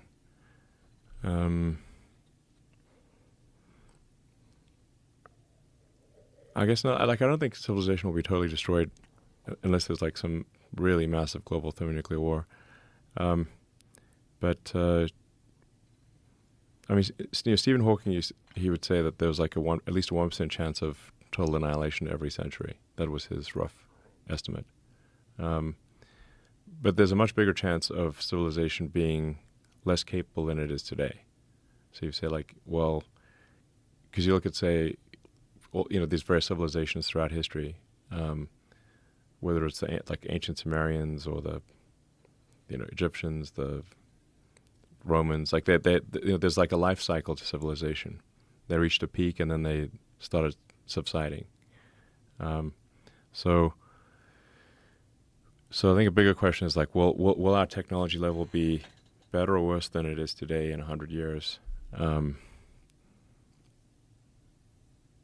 I think it's probably going to be better. I think, but any estimates are going to be so. There's so many dependencies. Like an estimate, I think is. I'm not sure it has any meaning because it's like there's so many things that can happen in 100 years. Well, the logical hope is always that people pay attention to history and they recognize the patterns and how civilizations have collapsed. Yeah. And they recognize what's going wrong in the current society and say, we have to do our best to mitigate this. And we've seen this happen before. Let's course correct and let's sort of manage what we've got here now and maintain what we've got here now because it's pretty extraordinary. Yes. This is what we're hoping for with this election. This is what we're hoping for with the future, is that people can see we are on a bad path and something can be done right now. And it might be the only moment in history where this is possible. Because if they do lock the country down and make it so that voting is kind of bullshit and you're only voting for primaries, exactly. and the people that they put in the primaries, they're controlling that in the first place. Yep. You don't really have democracy anymore. You don't really have choice. Exactly. You don't really have freedom. That's right. Yeah, I think freedom is fundamentally at stake in the election tomorrow, and we'll know. I think we'll know by the end of the day tomorrow. I don't think it's going to take. It's not going to be like days after the election. I think we'll know tomorrow. Are you optimistic? I am currently optimistic, but the biggest factor here is that men need to vote. That is the biggest issue. So I don't know what the reason is, but men just vote at a much lower rate than women. I think it's like 9%, right? Someone just told me that today. It's a big difference. I'm just like saying this is a message to the men out there: vote like your life depends on it, because I think it does. Vote tomorrow like your life depends on it. Nothing is more important. I agree. Yeah. Listen, man, thank you for being here. I know you're busy as fuck, so I really appreciate your time. Welcome. And again, I thank you so much for buying Twitter, because I really do believe that you've changed the course of history. I really do think you've created a pathway where people can actually express themselves and actually exchange information that really didn't exist before. And I think it was dangerous. It is dangerous. Hopefully I live long enough to see my kids grow up and people on Mars. That's, That would be that's cool. That's all I'm asking for here. I don't think that's too much to ask. Yeah. Thank you All right, very well, much. thanks for Appreciate having me you. on. Thank you. My All right. pleasure. All right. Bye, folks.